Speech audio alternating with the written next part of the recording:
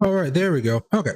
Hey, everybody. Haven't seen you for a little bit of time. Sorry about that. I've been sick with COVID, as you guys know. I tried to do a stream a few weeks ago, or last week, excuse me, and it did not go over too well. I ended up just having a full-on cough attack there.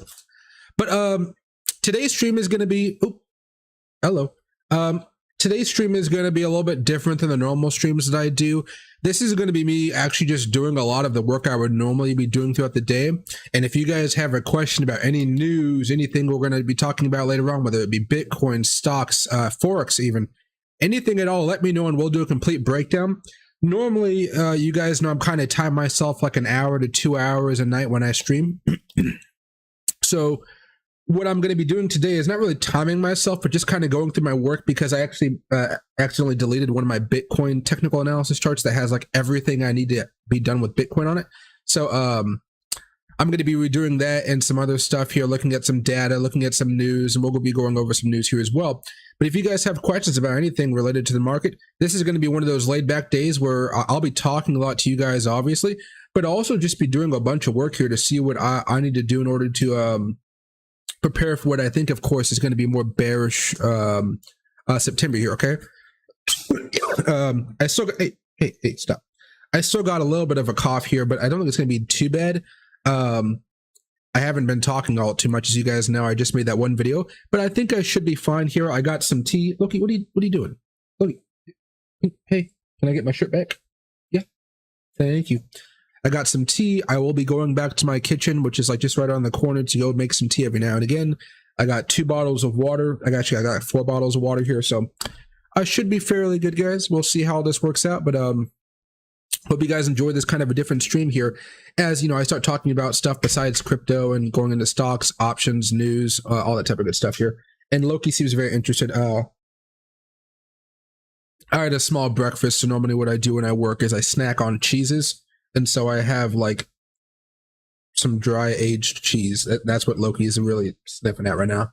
So let's get after it, guys. Let's do a simple breakdown about what I think is going on. And then we'll just kind of hop on into my normal workday here. And then I think you're going to see Loki. This stream will be, what time is it? About 11 o'clock. We'll probably go till 1 till the market close, like 2 hours, maybe 3 hours actually. Okay, get out of here. And then from there, it's like he doesn't just have a whole bunch of nice food in his little tray. And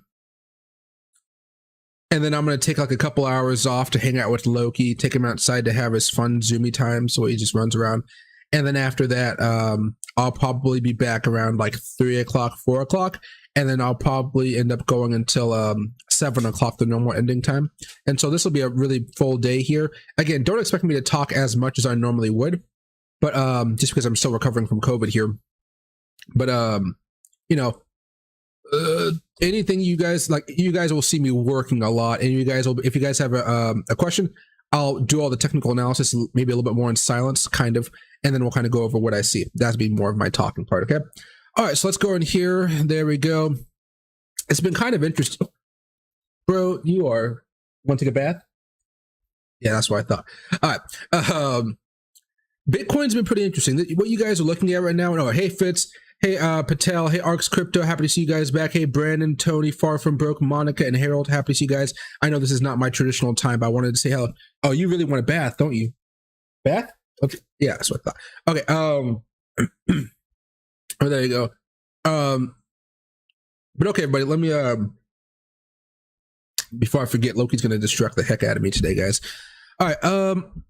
So let me zoom in here a little bit. We all know that Bitcoin's history about, you know, the 200 weekly moving average. I'm not too concerned about that right now. But if you're looking at this chart right now, September really does not look good for Bitcoin right now. What we've been able to do, you know, for the past 3 months here, from June to July, all the way up here to August. And oh, I think I just missed something. Oh, thanks, Ace Lone Star, for subscribing. I appreciate that, man. One of the things that's been kind of nice is we've been able to have these higher lows here on the monthly chart.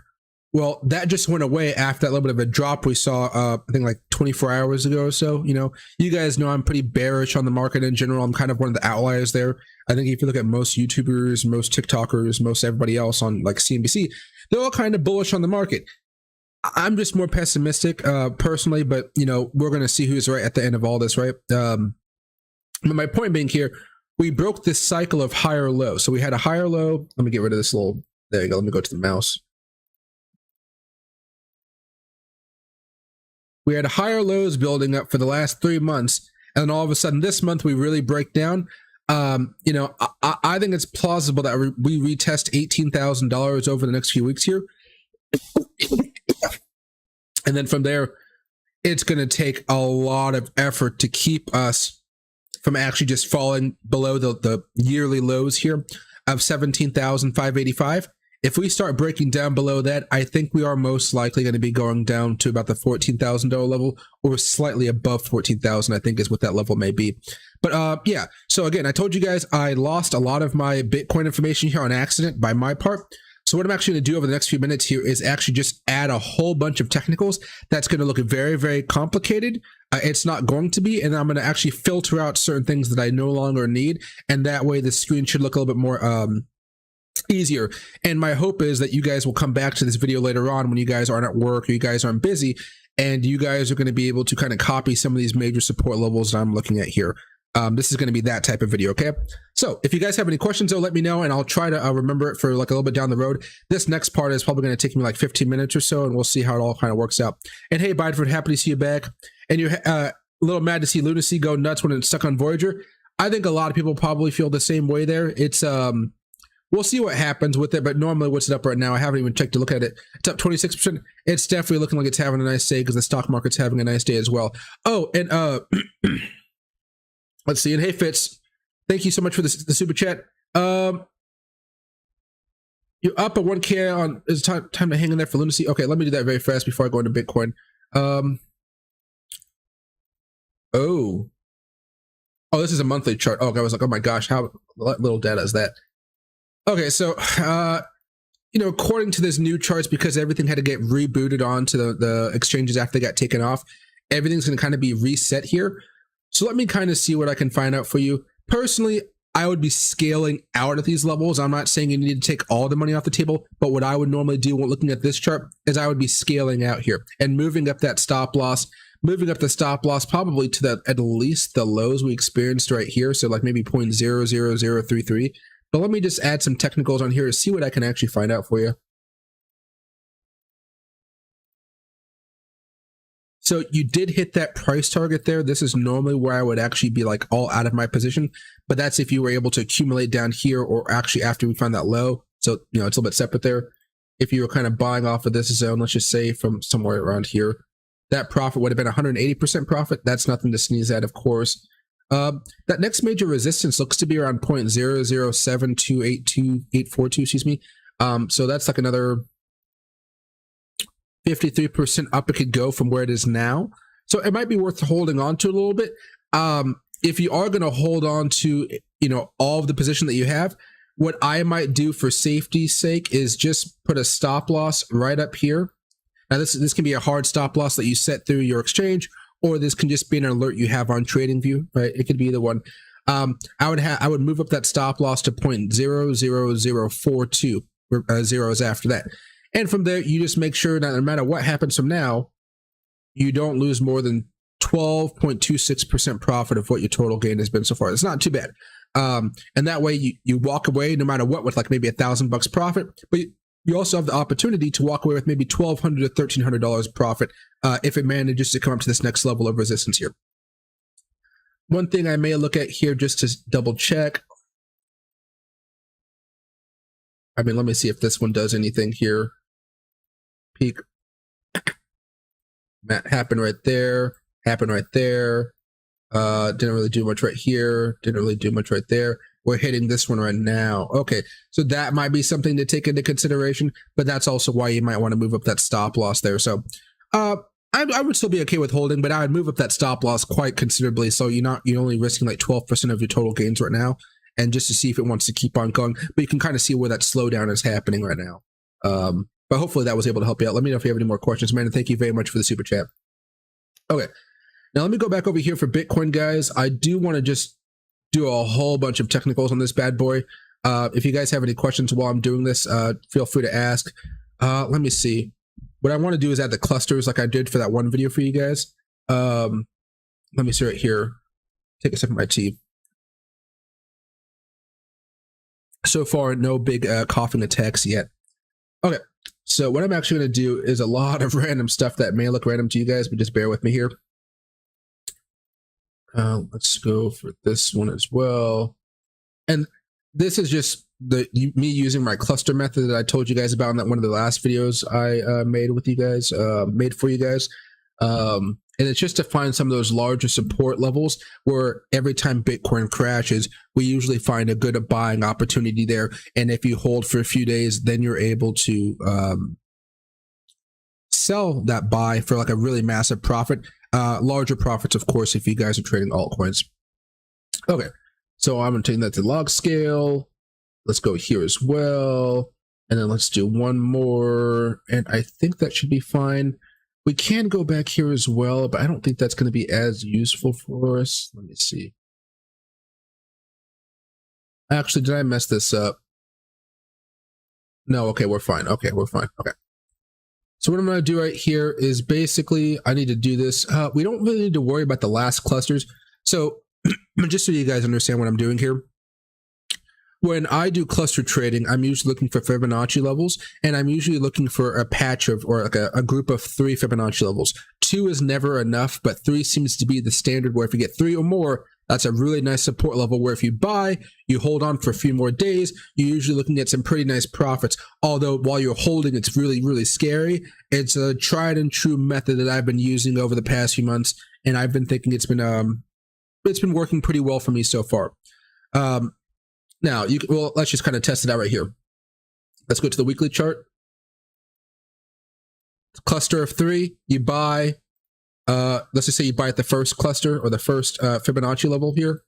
That way I'm not being greedy and trying to over exaggerate how good this is. You buy here, you wait about 7 days, and you have the opportunity to sell for 17% profit. It only works in the first cluster is what I found. Sometimes it may work after that, but not so much. So let's say you do it again here. You buy on the first one. 2 weeks later, you have an opportunity for 17%. If you want to go 3 weeks later, you had an opportunity for 25%. It held actually the second time, which is pretty fun to watch. Broke above the cluster up here. And then, of course, we got rejected off of the one of the moving averages there. Then we broke down, cluster right here. And you can even see, first cluster, it actually went like another 12% down. But if you held for like a week, you walked away with about a chance to 8%, 9%. If you waited a few more weeks, which would have been kind of more sketchy, you could have made about 13%. So it's not always a golden opportunity. I mean, 9% is fun, but you know, for all that worry, maybe not. You can see 2 right here. See, 2 is never enough. 3, we got a cluster down here. It worked out pretty well, depending if you want that like maybe 10% profit there or the 20%, 30% profit up here. Let me see how that might have worked out. First cluster. Oh yeah, 23% holding 7 days. If you would have held the full, like, 56 days, that was a long time. Actually, some of us did do that, just not as much money capital down on it. Now that I think about it, that was 40% profits. Of course, altcoins go up much higher. So what I'm going to do right now is I see all these clusters here. I think for you guys, I'll actually add all the red bars here, the rectangles, but you guys don't have to do the old stuff. There we go. And let me go over here. This may be useful down the road when we're actually making our way back up. These clusters are actually going to be very, very important during the bull market that comes maybe in 2023 to 2024. All right, let's go back over here. There we go. And let's do another one right here. This was a larger cluster too. A little more spread out. All right, there was no cluster there. Oops, red bar. There we go. I'm missing something here. There's another cluster hidden. I know there is. Did I forget something? That's the question. Is this what I'm forgetting?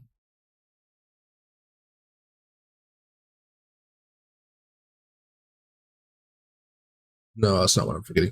Oh, well, it doesn't matter here. I'll figure it out a little bit later on. There should be one more line right here. That's what my mind is trying to figure out. Let me see if I go back up here to the monthly chart, see if I can find it.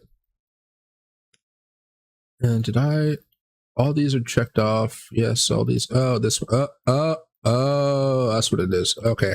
All right. Oh, it's going to be a pain. Okay. So if you, excuse me, if you guys have one of these unchecked, it unchecks it for all of them. So I have to now go in manually and check them all, just until I find the one that's missing here.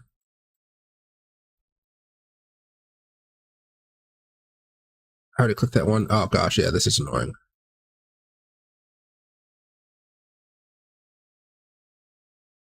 Let's see. And here. And here.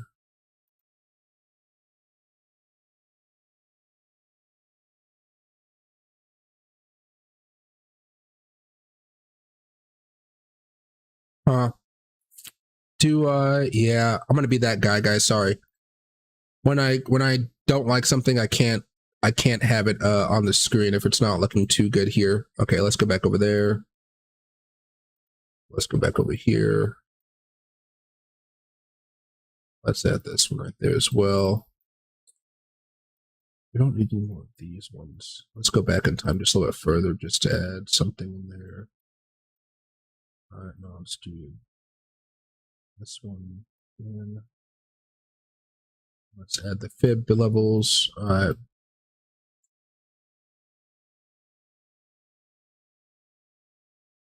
That's fine.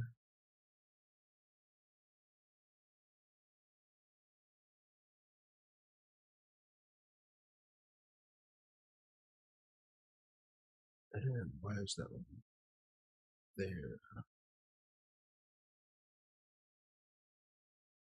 You there. Okay.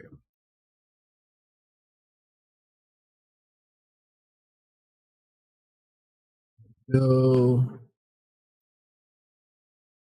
Okay.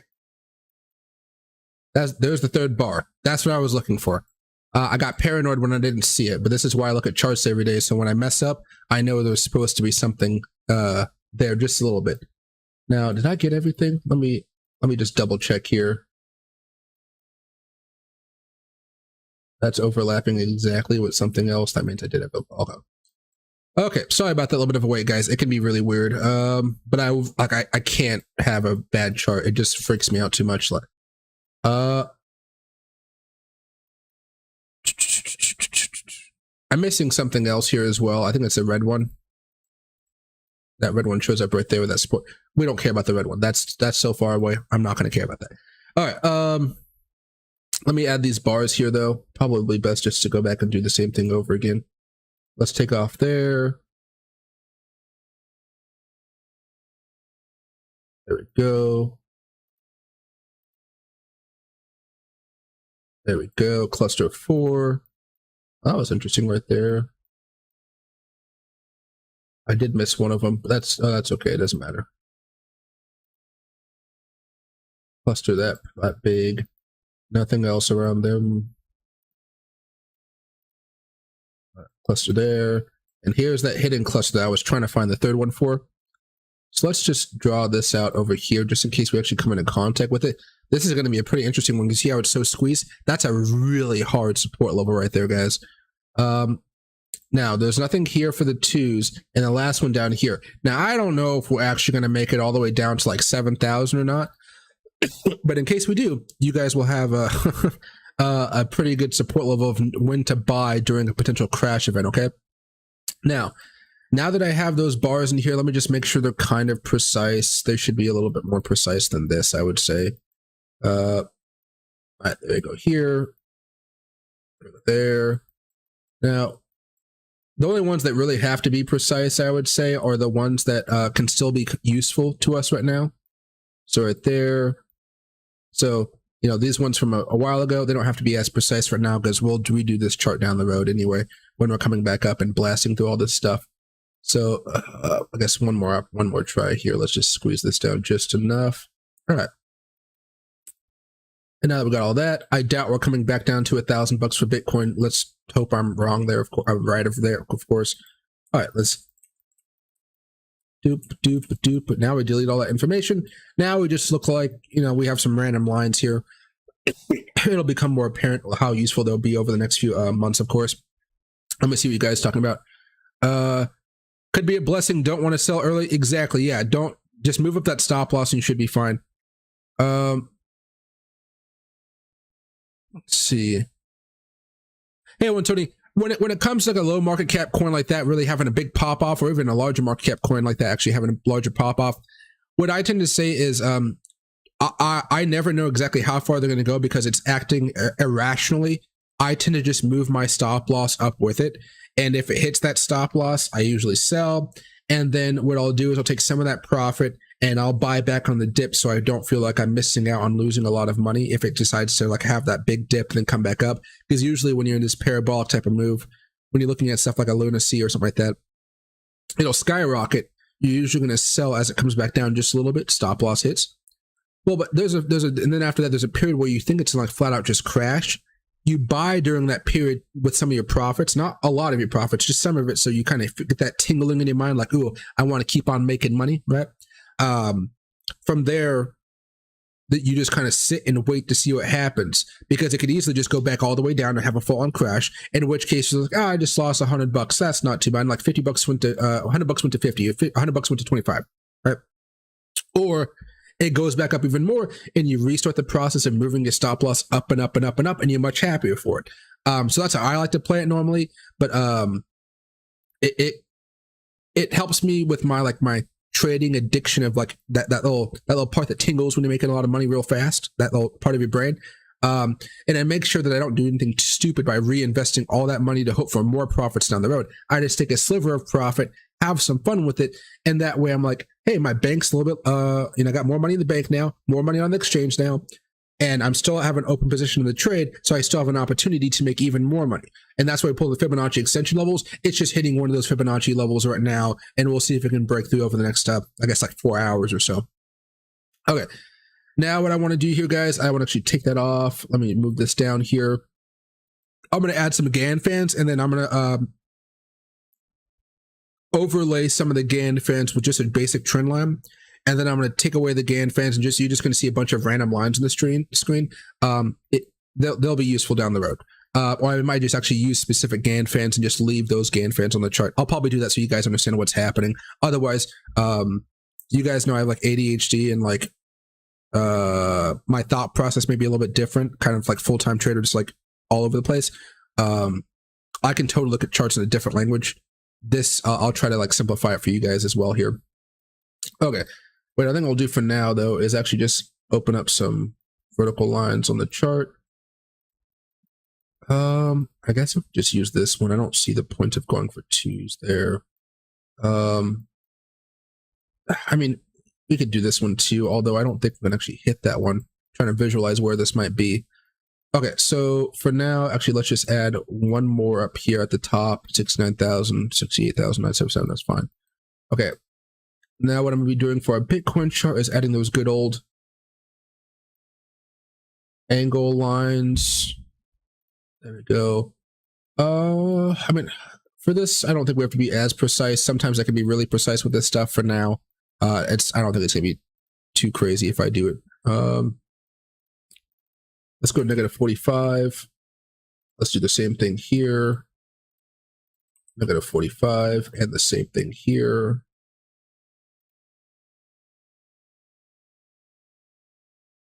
Oh, no, -45. There we go. Alrighty. And here's where the trouble starts. Let's go here. Let's do a magnet to make my life a little bit easier, more precise there. 40. Oh, snapola. There we go. Okay. 45. Let's get rid of this. Let's do another magnet. Let's go to 45 as well. And I got to use COVID over here as well. And last one. And then we also got 45 here. I wonder if I could actually add another one here. I mean, would this really make a difference right now? Probably not.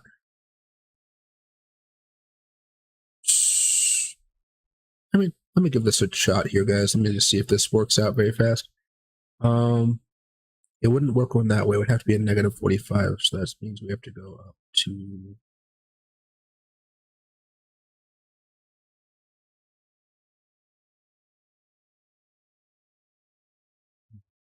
If it can. Let's see how that works out for us. Okay. Now that we have all these lines on the screen, I guess we can stick to the weekly chart. That's not going to harm us too much here. Let me do a test GAN just to make sure all the GAN I'm looking for actually here. Is that all of them? 3, 4, 8. Okay. Let's redo this now, and let's go off with a magnet here. Hopefully this is going to be close enough. You can actually already see right now we're on the edge of breaking down below that one right now. I'll zoom in a second, guys. Let's go with another magnet here. Alrighty. I guess we can do this one too, yeah.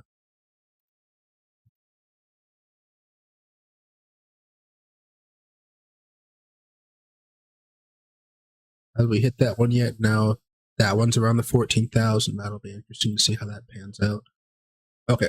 Now what we're going to do is add a few more. Do these even matter for us? A little bit. Not really much on this one, though. That next one is way over here. 7,000. No, we don't need this one for now. All right, let's check out this one, though. Will this have an impact? And it did have a little bit of an impact. A little bit. Let's keep that one there. And then 2 more after that. And then we got this one right here. I mean, that one actually did hold up pretty well. Okay. And the last one here, guys. Let's see if this test one does anything good. 45-degree angle. Did it matter anything at all? No, a little bit. It actually did hold up there. 45 degrees. Held up there. Actually, yeah, okay. Barely. Okay. Here's where the kind of cleanup comes in, because I don't think any of you guys ever want to see your charts look this completely messy. So what I end up doing here is I literally just go through each one and see what I don't want out of it. So probably best to start with this one, the closest. That's not going to be useful. That's not going to be useful. Not useful. Not useful. Useful. Not useful. Not useful. Not useful. Not useful. Okay. So that whole GAN fan, only one is actually important for me right now. Let's go to the next one. Not useful. Not useful. If you click on it and it disappears off the screen, it's not useful. Not useful. Not useful. Actually, is that going to be useful? No.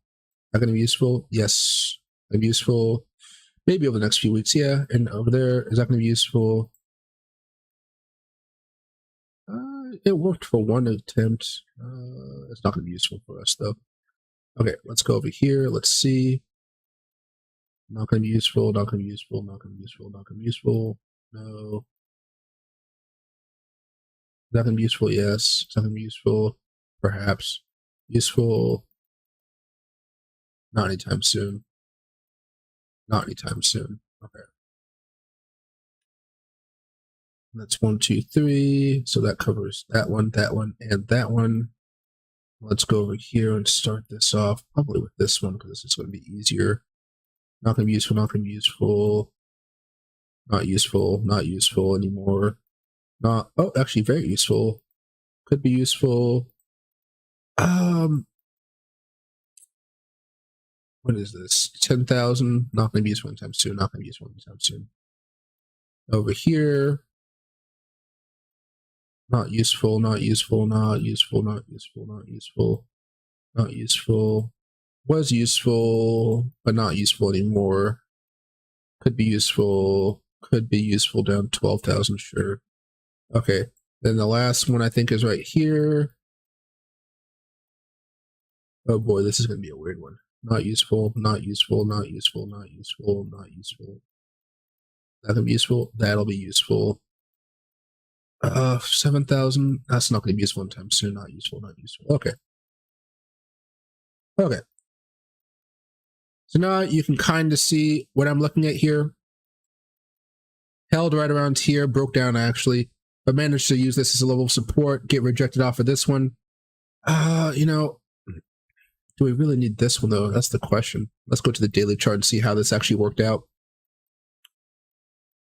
So it hit the support, held the first part of the crash, held here, resistance up here, low resistance right there.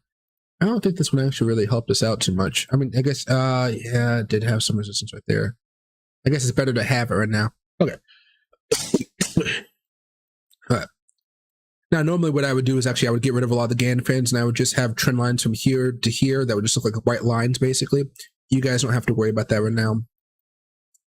And the last thing I really want to do on this chart here is take away that, take away that, take away that. Actually, let's keep those on there for now. And I should be able to use that right there. So that's what, okay. So we can use, let's just get rid of all of them except for that one, which we only need one for. There we go, a little bit less lines there. All right. Now, I know some of you guys don't like Fibonacci circles, but this is something I'm going to be doing for quite a bit of time here.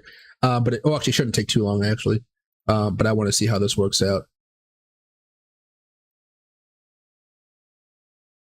Alrighty, so that's one we could actually be having at the end of September. That might be kind of interesting. Let me go over here very fast. Is that going to do anything for us? How does the support right there? Was a pivot point right there actually exactly the week after we just started crashing?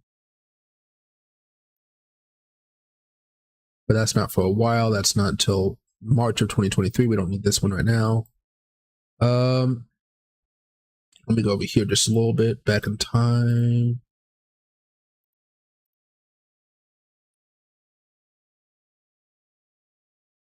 Pivot point up, started moving down, broke down, held right there. Oh, wow, look at that. Yeah, kind of matched up with those Fibonacci levels of a pivot point timed, right? All Fibonacci circles are really telling you is like that, adding a time to your Fibonacci pivot points, basically. That one actually matched up pretty well if you guys can remember how the Gann fans were or the Fibonacci retracement levels were. So we still have a few more weeks until we might see something really bad happen or really good happen. Could be a pivot point, right? Maybe this is just one gigantic double bottom. Okay. But what I'm looking at right now is, so we don't really need this going forward. Okay, that's good to see. Now, the one thing we're going to do is go long term.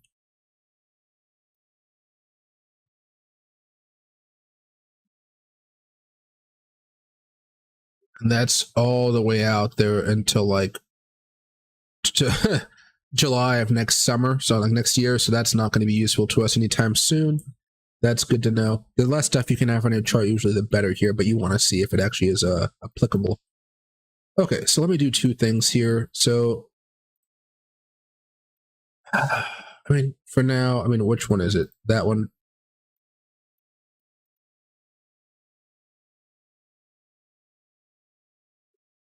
Let's turn the background to off. We just want to see that line there, basically. I mean, preferably, I just want to see the line go like from there, but yeah. All right, now there's two things I want to do extra, guys, and just bear with me as I do this. Let's actually zoom in here a little bit, just so I can see what's happening. So I saw a box right here, and let's add that box right there. And let's actually get rid of the bucket background. There we go. We just want the box. Now I want to basically copy and paste it. So I want another box. Basically what I'm doing is I'm squaring the Fibonacci circles. Okay, good enough for me. And then what I also want to do is get another box in here to see if this is going to work. And let's do one more right there. And this time, square it again. And then what I want to do is actually add that over here. That's relatively the same, right? Oh, I guess probably not. Let's zoom this one up here a little bit. Good enough. And then let's make it a little more precise right there. Okay. Now here's where the weird stuff comes into play. So that's 1, 2, 1, 2. Yeah, we probably should zoom in a little bit more for this. Let's do this first. And let's crop that out right there. And then let's, actually better yet, let me just do it this way.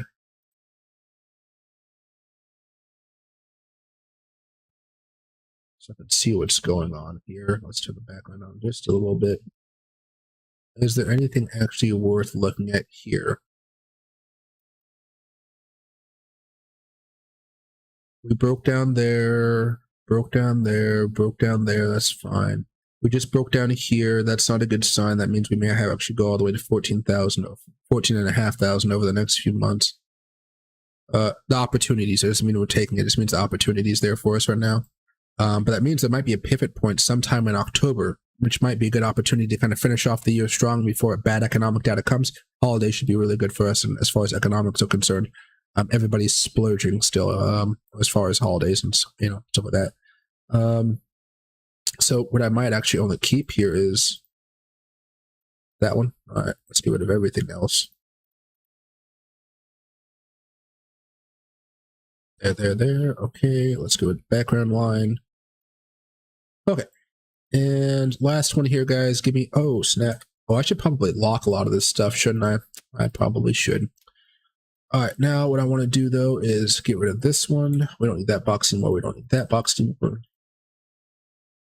Now what we need to do is actually put this up here.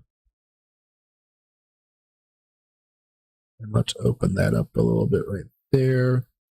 What's this really, how precise is this right now? Not as precise as I would like it. Okay.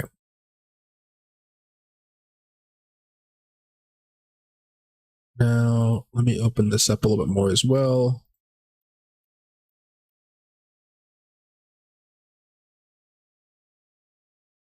Background it up a little bit. All right, now we just started a breakdown here, but we have 4 to 6 hours left, so it's not a confirmed breakdown just yet. Has this ever been a good measurement of support, though? Not there. Great measurement of support right there, though. So this one just broke down below it, I guess. So it is worth keeping that one to that. Then we have the next one down here on 13,000, kind of matching up with this little bit of an intersection. Okay, so let me just do this here for you guys very fast. Which one is this? That one? Doopity-doo, doopity-doo, doo-doo-doo. Oh, actually, there's probably one more in here. That the one? Yeah, that's the one right there. Let's keep both of those. There we go. Okay. And now we just have to do one other thing, which is like just lock everything. I know it sounds weird, guys, but locking everything is like the safety mechanism that we all need to do. But including me, I'm really lazy when it comes to it.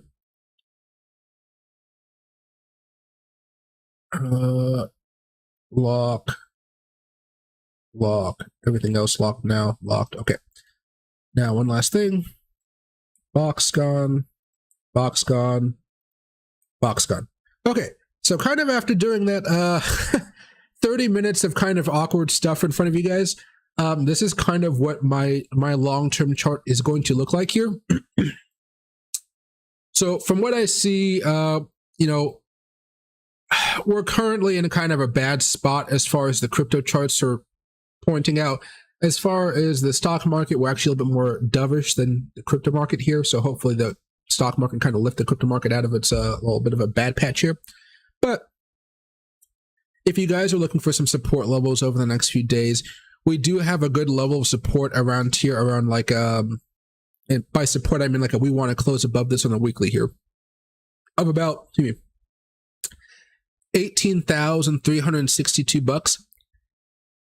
Going into next week, though, next week could get particularly bad as we might actually start to enter back into the $17,000 range, which is going to be a little bit more of a scary thing. I think is you might expect. But I think as long as we manage to stay above the 16,363 level, I don't know if this is going to be an ultimate. Well, would this be considered a crash? I guess at this point it would be, unless it's more gradual. Let me see from a percentage standpoint. If we break down below this, we hit back to this old level of support around 3%. But if we come back over here, that's 10%. I guess 10% would be considered a crash, just a dip, a drop, whatever you might call it. It's crypto. We're used to these types of big moves. but I think we might, find a nice level of support somewhere around like $16,500, $17,000. I don't think it's going to be a big boom, like all the way back down here to 15,500 or so. But I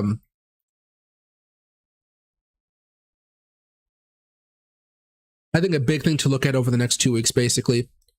This week, the goal is to stay above this green line right here, which is currently at about 19,258. It's about $258 above where we are now. Tomorrow, to going into next week, and even this week, we want to stay above 18,353 or 358. Next week probably end up being 18,500, about $500 less than where we are now, or $450 less than where we are now, actually. If we can do that, we have an opportunity to have a reversal. So if you guys are thinking of a double bottom on the weekly chart here, where you guys are hoping that, we have a bottom right here, we have a bottom right here, or potential bottom right here. Right now is actually still an okay opportunity to be buying in. I would probably put my stop loss, though, around $18,000 or $18,500. Personally, I'd probably give it a little bit more leeway, so $18,000, like somewhere down here. And then from here, hold on for a little bit of time and see if we can get a double bottom there to hopefully pick up the crypto market. It's going to be very hard to do that, of course, but that's the trade I see right now if you guys are going to be more bullish. This is going to be about a 2-month long attempt at making money. This is a weekly chart, of course, so, 1 week, 2 weeks, 3 weeks, that's a full month right there. It did take some time waiting. So that's something I see right now.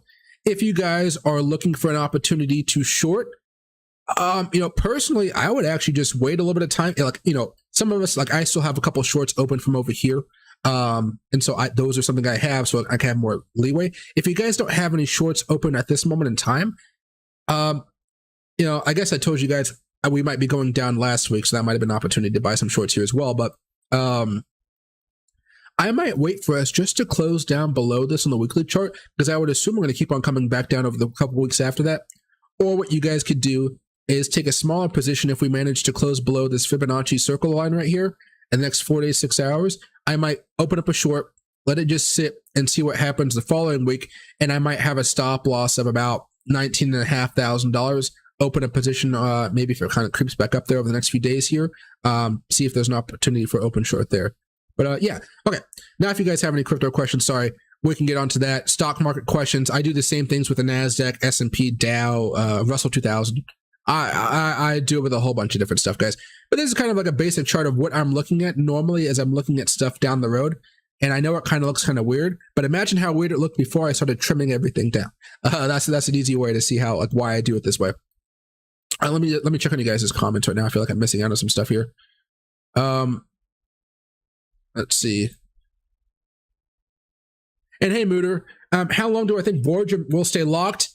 It's probably going to be for months. I think I just got an email from Voyager a few hours ago saying something to the effect of one of their court hearings has been rescheduled. I have no exact timetable. Bankruptcy courts can last months to years. Hopefully it's only going to take months, but they can last a while. Let's see. And hey, Wes's Grocery Store, I will look at it after the stream. Thanks for letting me know. I'll make sure I look at it on Discord. And hey, Monica, what do I think about buying puts on Netflix again? It got upgraded today. Maybe a good play to go back down to 214 or lower. I mean, if it got upgraded, you're probably going to see a bit of a short-term spike here. But let me open this up very fast.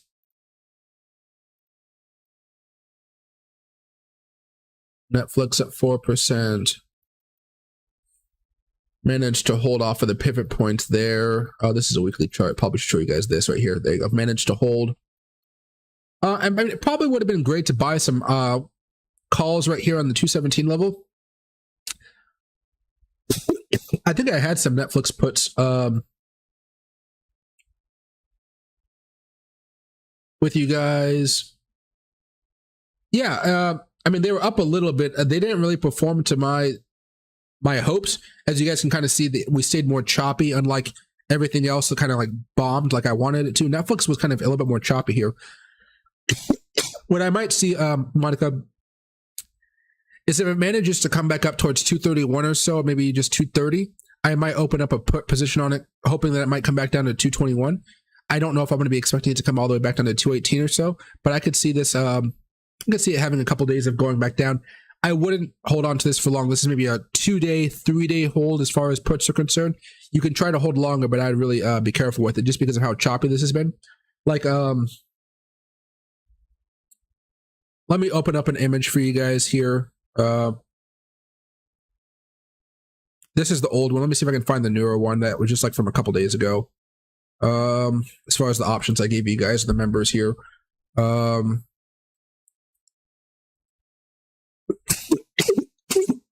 Excuse me, guys. I'm going to take a quick little talking break.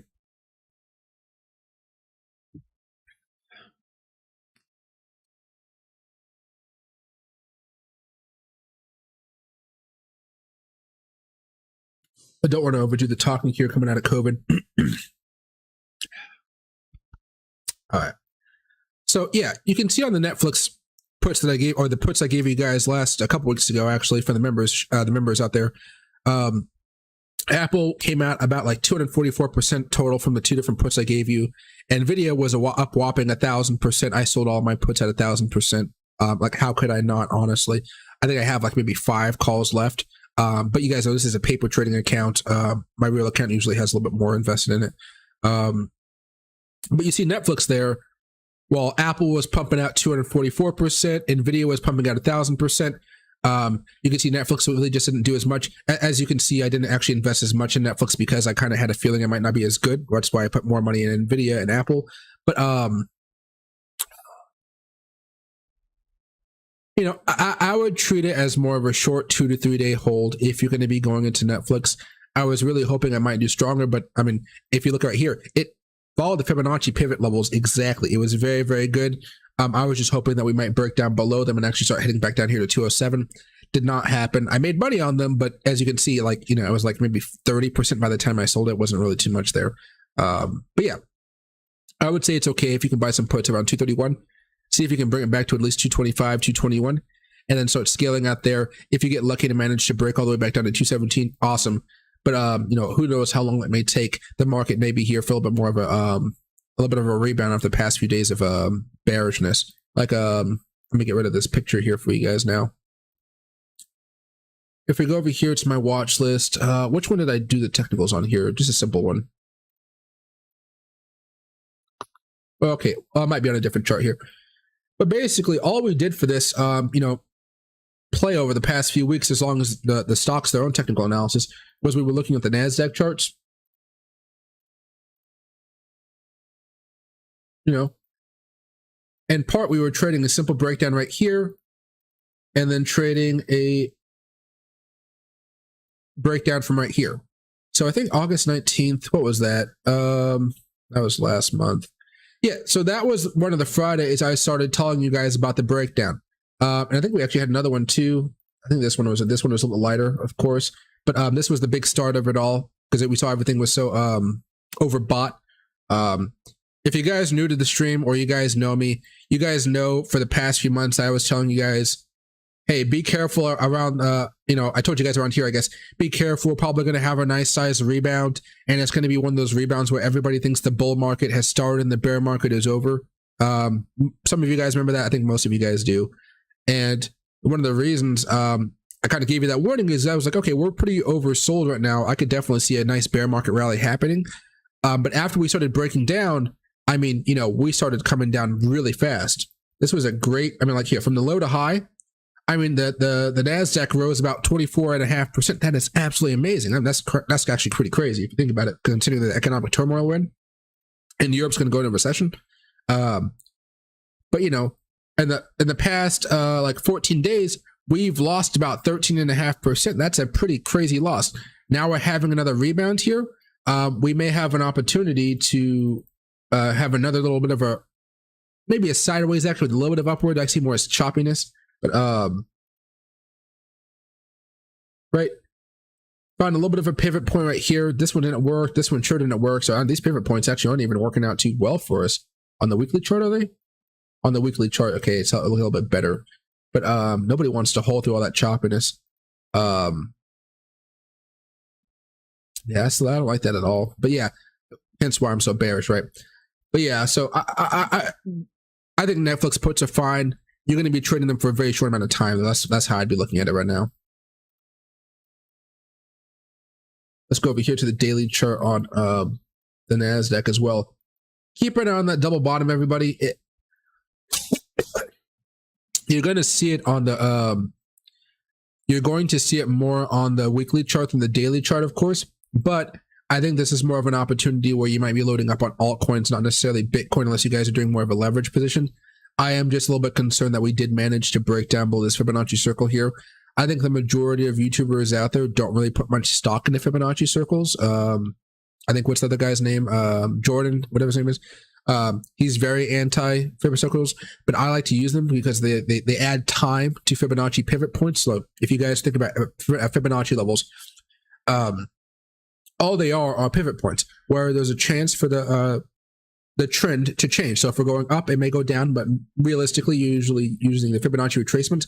So when it's coming down, you're hoping to buy for it to go up because most people learn how to buy first, not short first. But what that does is it adds an element of time for everything. So it kind of matches up like, hey, pivot point here, opportunity to kind of have a change. But yeah, I won't talk about that too much more. But I like using them quite a bit. So what I'll do is, yeah, I guess I'll keep this one on here. It worked right there as a resistance. Once we managed to break down below it, there's a little bit of resistance there, some resistance there. Yeah, it's worth having it. Only line I'm really not confused by, it's iffy, is this pink line right there, like I just said. But yeah, okay. If you guys have any other questions about stocks, currencies, news, let me know. I mean, I always have news to talk about here, like always have news to talk about. There we go. What's right here?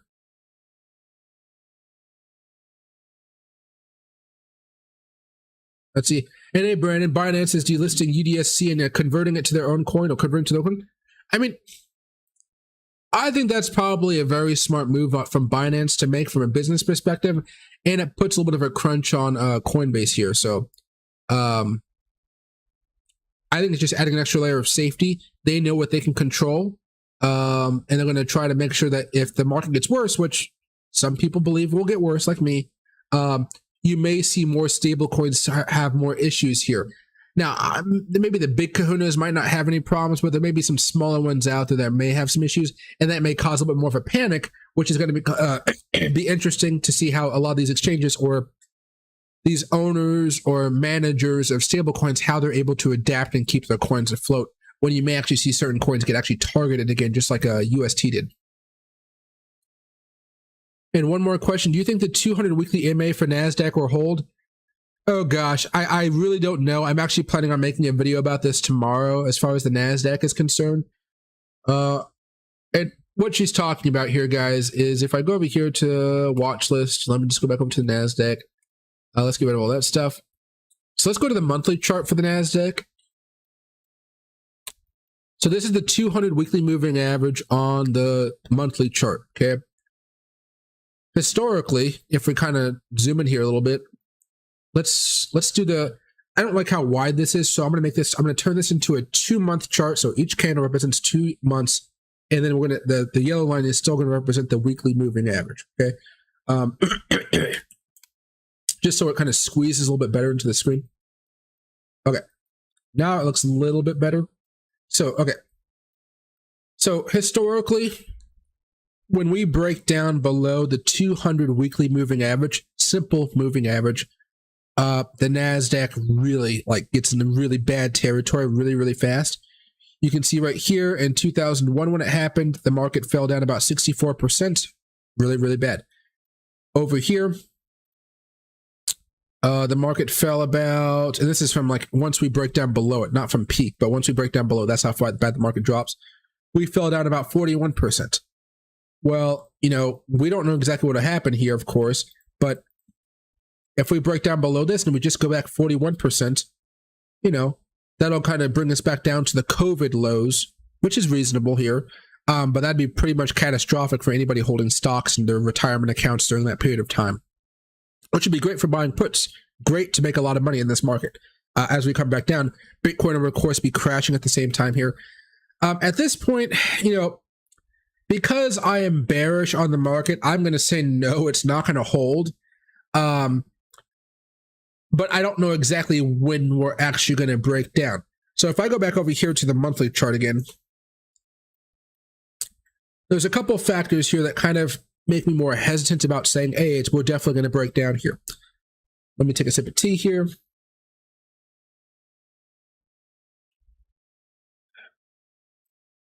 All right, so you see here on the monthly chart, throughout COVID, the 2008 little mini crash, we actually never came into contact with the 200 weekly moving average. We've never actually touched it. Now, the reason I bring that up here, Monica, is this fact. When we go back in time, whenever we break down below it, you can see we tapped it, broke down below it temporarily. There you go. And then we rebounded for, I mean, in this circumstance, 2, 3, 4, 5, 6, like 7 months we stayed above it. And then we broke down, and we broke down hard because of mortgage-backed securities, financial crisis. You guys know all about it. Now, over here in 2001, we held on to it, and then we held for like a month. And then we came crashing back down after a massive bubble, right? But both times we broke down below it only to manage, and then came back up, and then we came back down. So we actually haven't even come into contact with this yet. So I could say that we come in contact with it over the next few months, maybe 2, 3 months. We actually bounce up going into 2023, and then possibly, and sometime during 2023 is actually when we break down, because we still haven't actually come into contact with the 200 weekly moving average. And you guys know me, I like to see patterns. And even though it's a very small pattern within, like it's only happened twice, right? I really want to see if we close down below on the weekly chart, or if we tap it, close above it, and then it's like, if we close above it on the weekly chart, I'll be like, all full steam ahead, let's go. Because I'm looking at this, we tapped it. Actually, better, let's go to the, this is the monthly chart. Let's go to the daily chart and look at the weekly chart here. So actually, let's go back to where we are now. You can see we came close. We did not even come into contact with it. Just want to reiterate that so you guys can see on the daily chart. Monthly chart, this was COVID. Even COVID didn't get us below or didn't even touch that level, okay?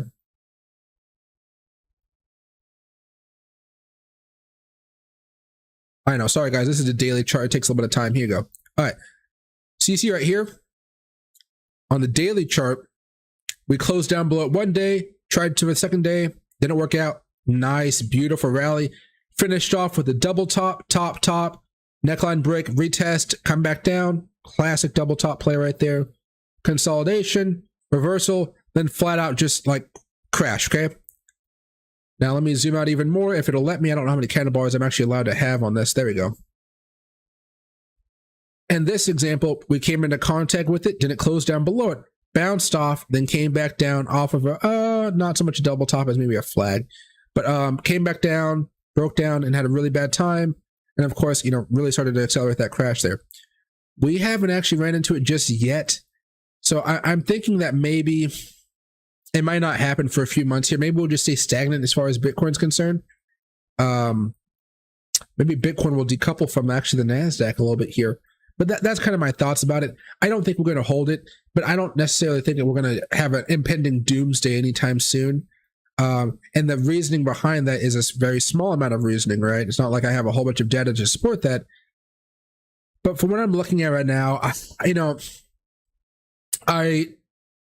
I really want to see if we can come into contact with it first, and then we end up making a move. Because just how like Bitcoin can be starting off a double bottom here, the NASDAQ could easily just say, hey, we have a bottom.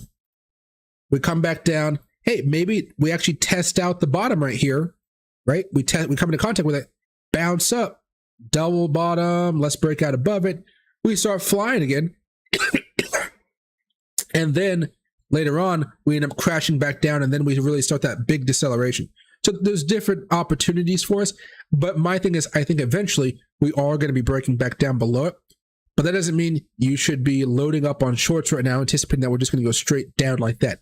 I don't know if that's going to happen, just because, again, I want to see this come into contact with that.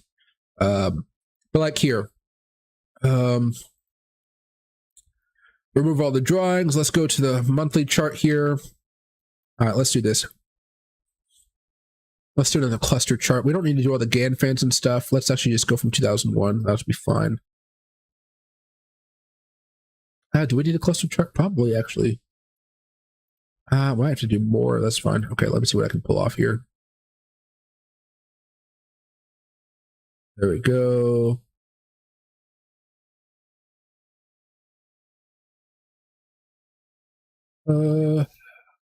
Pivot point there.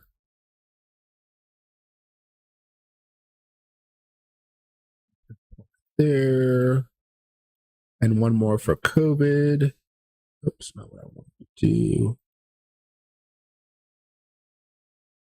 And you can do this for the S&P and the Dow. I do all this for everything basically. Let's go back over here very fast. Oh, this is gonna be annoying since it's all zoomed out. Do we need the red? Oh, jeez. I don't know why I keep on making this mistake. Trading TD Ameritrade and TradingView are totally different things, and that's why I'm not used to doing this. No, but see, this doesn't have the red on it now. Why doesn't it have the red on it? Okay, there we go. Okay. All right.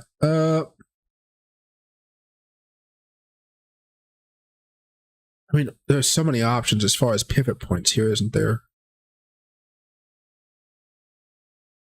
Might as well have. That's better to have more than less.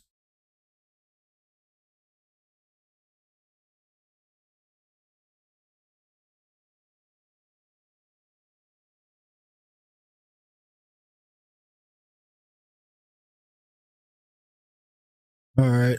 Do we need one right there? I mean, yeah, better to have more.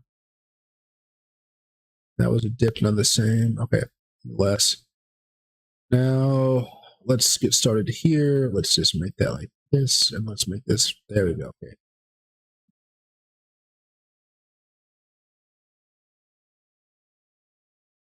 Wait a second.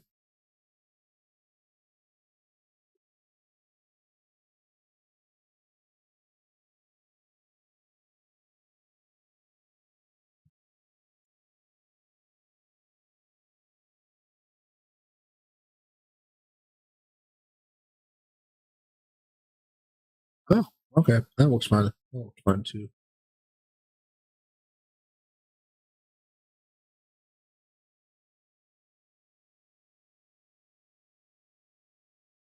All right.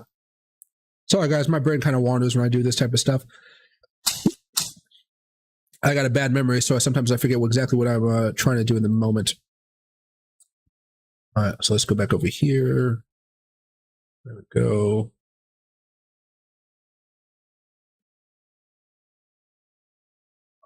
You don't need that one, but that one should be fine.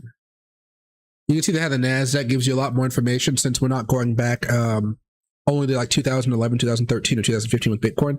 We're going all the way back to like to 2000, so you're going to see a lot more lines here. I did that one. Did I do this one yet? It doesn't matter if I did already. It'll just look the same. It'll just overlap. And there we go. Okay, let's see how this one pans out. All right. Oh, this is an interesting one. Okay. No cluster, no cluster. There's a cluster here. Let's just go to a rectangle, I guess. Let's take that off. Oh, I need to add that backdrop, don't I? Let's go with the green backdrop, I guess. There we go. All right. Another cluster here. Ugh, this was another cluster here. This is a weird one. The stock market's not supposed to be this aggressive coming down.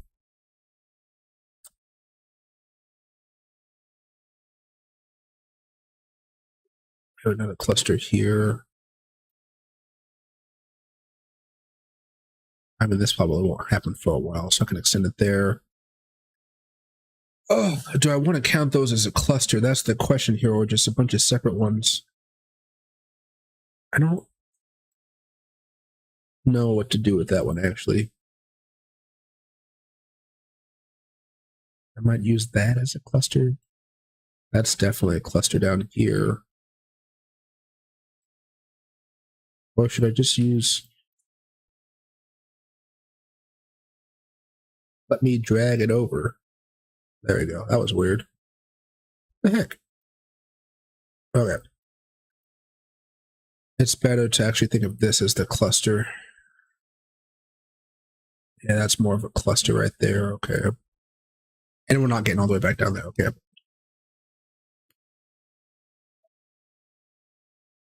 Okay. Now to get rid of all this other crap on here.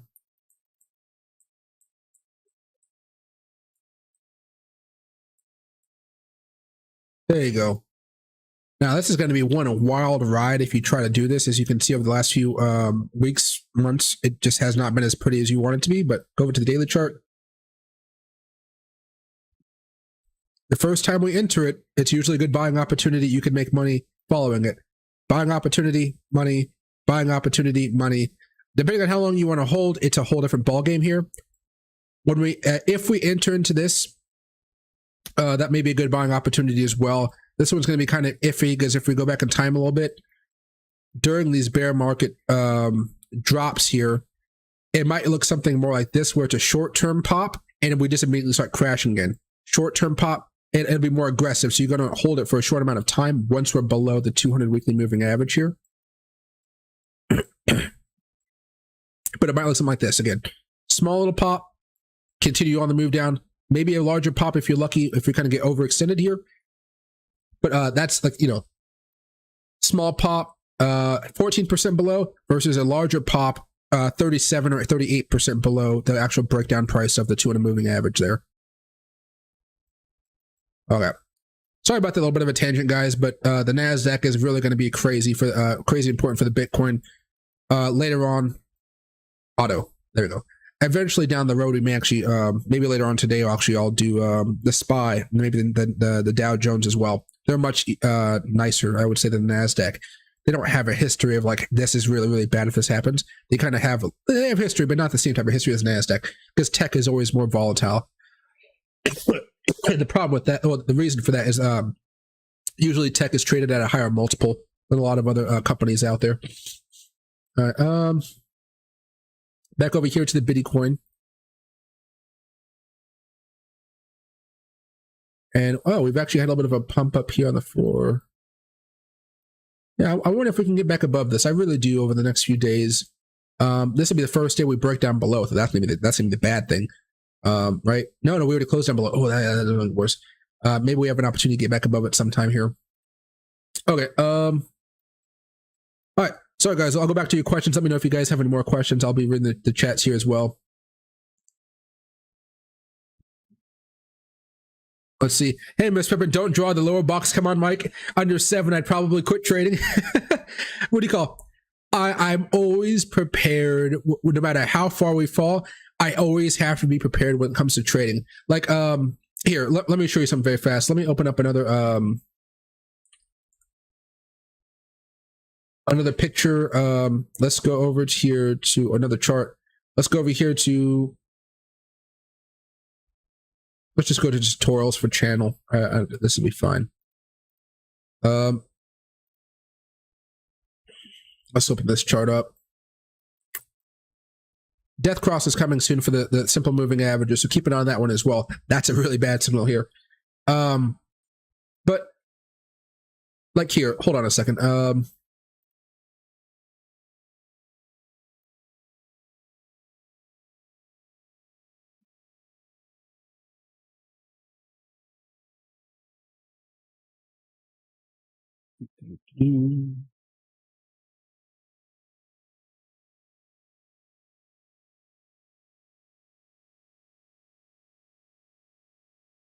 Come on, be precise. Okay, hold on. Zoom in here a little bit.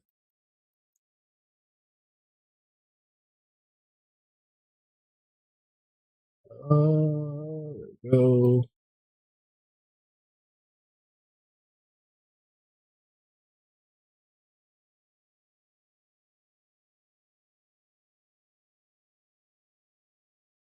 It's not really necessary. We'll see in a second here.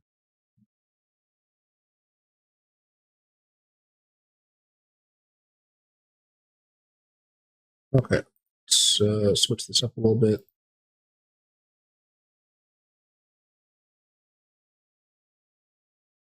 Let's do this for this. Okay.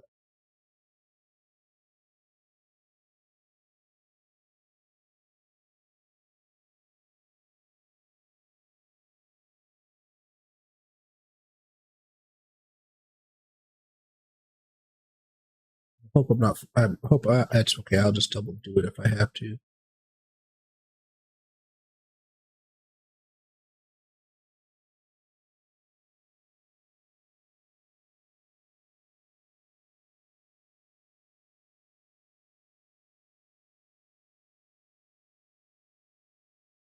Did I get everything I think I did? Already did that one. Do I need to do? Yeah, I probably should use that one too, shouldn't I? It's a pretty hefty dip.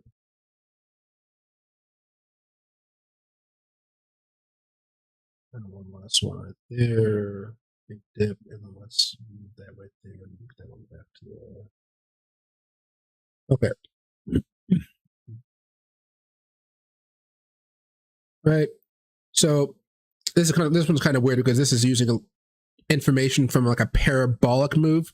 We haven't seen a parabolic move like this in a long time. Where we're going from hundreds to 20,000. It's going to be a weird one. But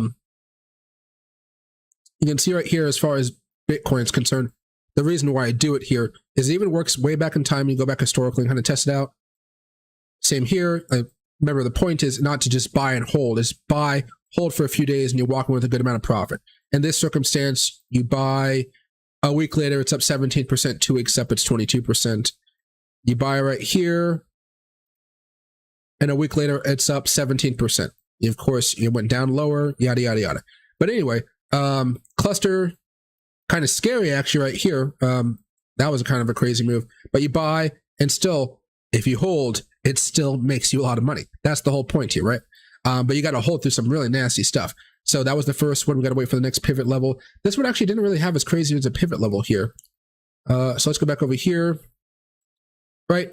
But you see how Bitcoin, it came back all the way from 20,000 bucks all the way. It's like 3,200 bucks, and it hit this cluster right here. The reason I even do it on these really small levels, it's even though, like, you know, I don't remember much. I didn't talk to people that much during the 2017, 2018 rally for Bitcoin. But I don't think many people thought Bitcoin was going to be going all the way back to $3,000 after it went down. It went all the way up to like $20,000, right? But if you had this little cluster thing kind of worked out, you would know that, all right, this is an opportunity for me to buy, and kind of max it up with some of the old historical data as far as, you know, moving averages, some of that. Like, okay, I can buy here, and then, you know, look at it later on, and boom, you ended up doing pretty well. For all we know, depending on how bad the economy gets, how bad those markets get, maybe 7,000 bucks for Bitcoin will be the bottom. Something really crazy like that, like something really absolutely crazy. But how do I say this? It's it can't hurt to have the information on your charts, right? Excuse me, guys. You know, who would have thought Bitcoin was going to fall about 85% in value? That's a huge, massive move down. If Bitcoin were to fall down 85% this time, let's go to the weekly charts, you know.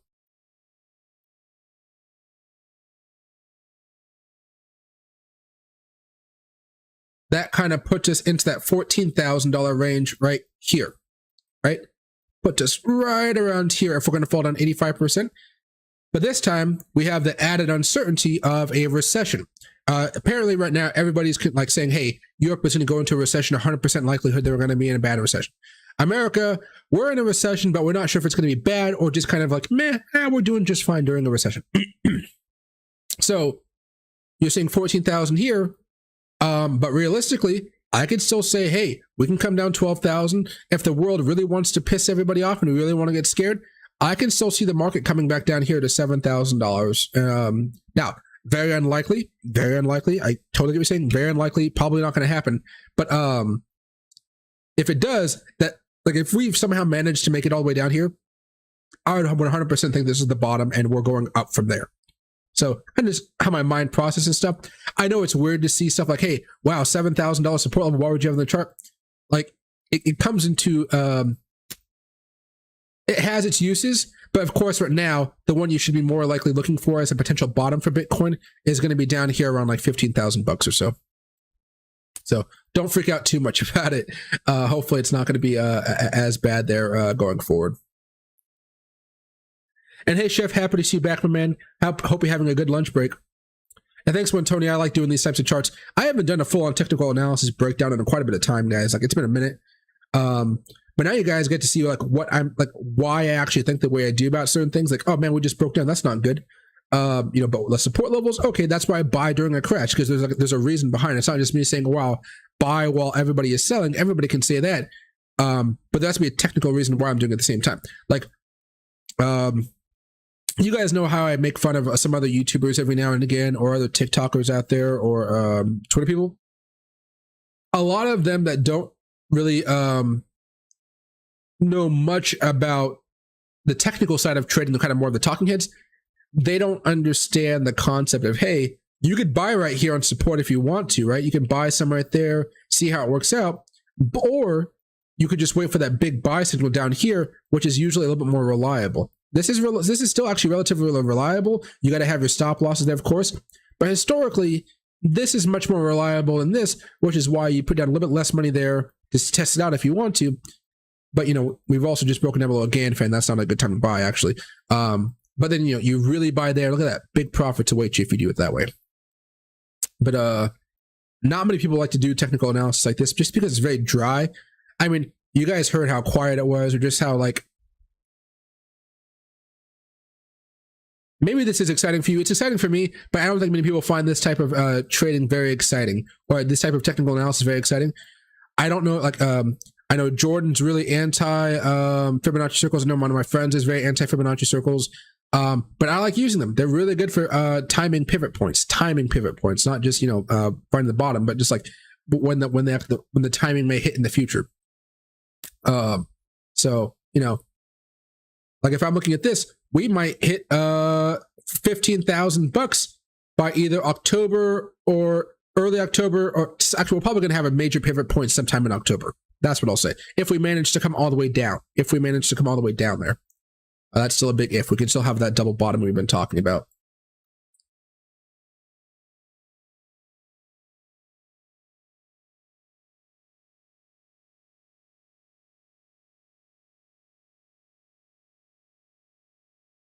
See.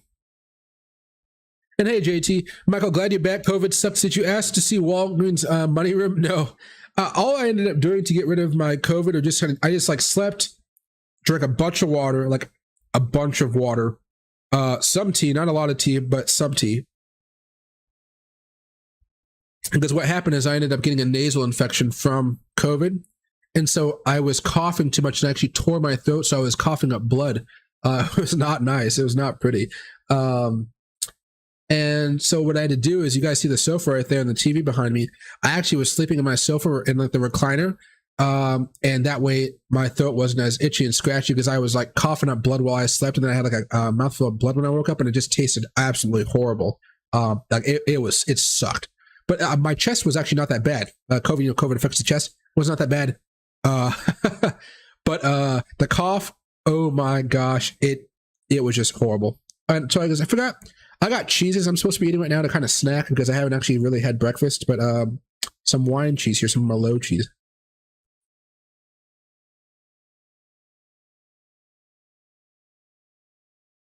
Hey, Miss K. Oh, did you buy some more puts? What do you call them? Let me know how those turn out. You guys know I told you guys all I was scaling out. I know you sold you told me you sold off, I think you bought new puts. Yeah, you told me you sold off puts, I think the Friday of the big drop, like the 1,000-point drop that happened. Wonder if you I'm glad you did make money on those ones. Hopefully you make some good money on those next ones you did.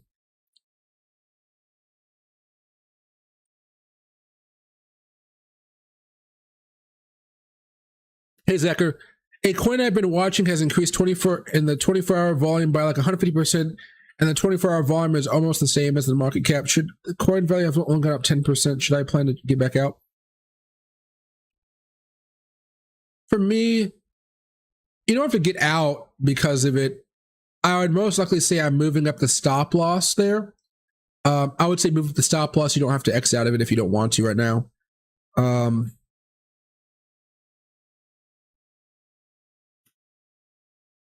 Somebody might be buying up a whole bunch, but somebody else is just like selling off large quantities, kind of offsetting the prices. That might be what's going on. So I'd move up the stop loss. No matter what happens, you're walking away with a profit.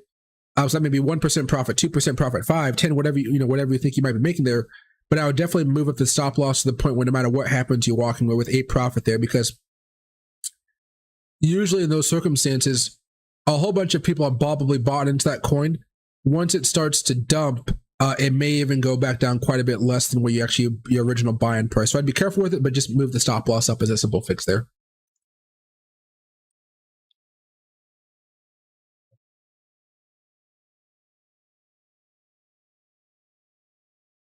And hey, Ken, happy to see you back. And hey, NS, what do you think about Dent? Do you think we could see all-time highs again? What is Dent?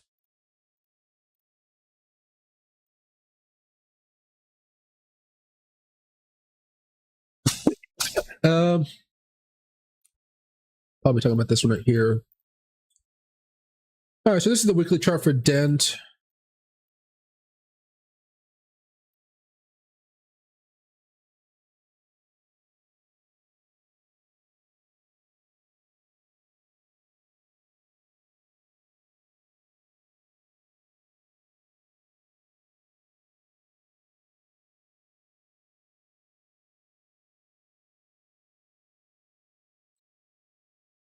I mean, because I'm bearish and everything, I would assume this thing is probably going to be coming back down to at least 0.00426 over the next few months here, probably the next year. Nobody knows when the bottom of the market's going to come in here. But as far if it can come back to all-time highs, the all-time highs are about, from where we are now at least, about what was that, like 3,000% or 2,500? Like 2,500%. That's realistically, it's able to do that. I don't think that's going to be a problem there. The problem that it's going to face here is it going to be able to keep the attention of its user base? Is it going to be able to keep the community alive, so to speak, the social media community here? So what I'd probably look at is and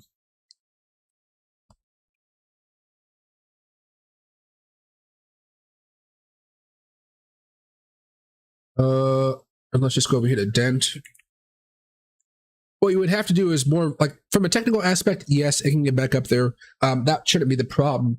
Market cap of 93 million, that makes it much easier to kind of fly during the next altcoin season, so that's kind of good. But you're gonna have to see if their business model will kind of survive all of this. So Dent Wireless, your new digital and global mobile operator, this seems like something that should be able to do fine, so I don't really see too many problems there. But you want to see that they're still making headway here. So you want to see that the Twitter page is continuing to grow, 128,000 followers. Yeah, I mean, personally, yeah, I think this is fine. I think this will probably hold up pretty well. Let's see. They got a pretty active community. I would say it might face some hardships as far as the coin's price, but for the long-term valuation of a coin, I think it can easily get back up to all-time highs. It would be something I'd be more interested in dollar cost averaging, but I still think it's fine. And it's like below a penny, makes life a lot easier there. So I would say, yeah, this is something I'd probably want to hold. I would have to do more research, but yeah, it seems fine to me. Oops, managed to move something over there. And thanks, Miss K. I will get better slowly. My throat still hurts a little bit, but it's not nearly as bad as it was before. I'm not coughing up blood anymore. And hey, Coho, is the DXY going down? We're kind of in a weird spot about that, aren't we? Here, let's take a look at it here. Let me just replace Dent with it.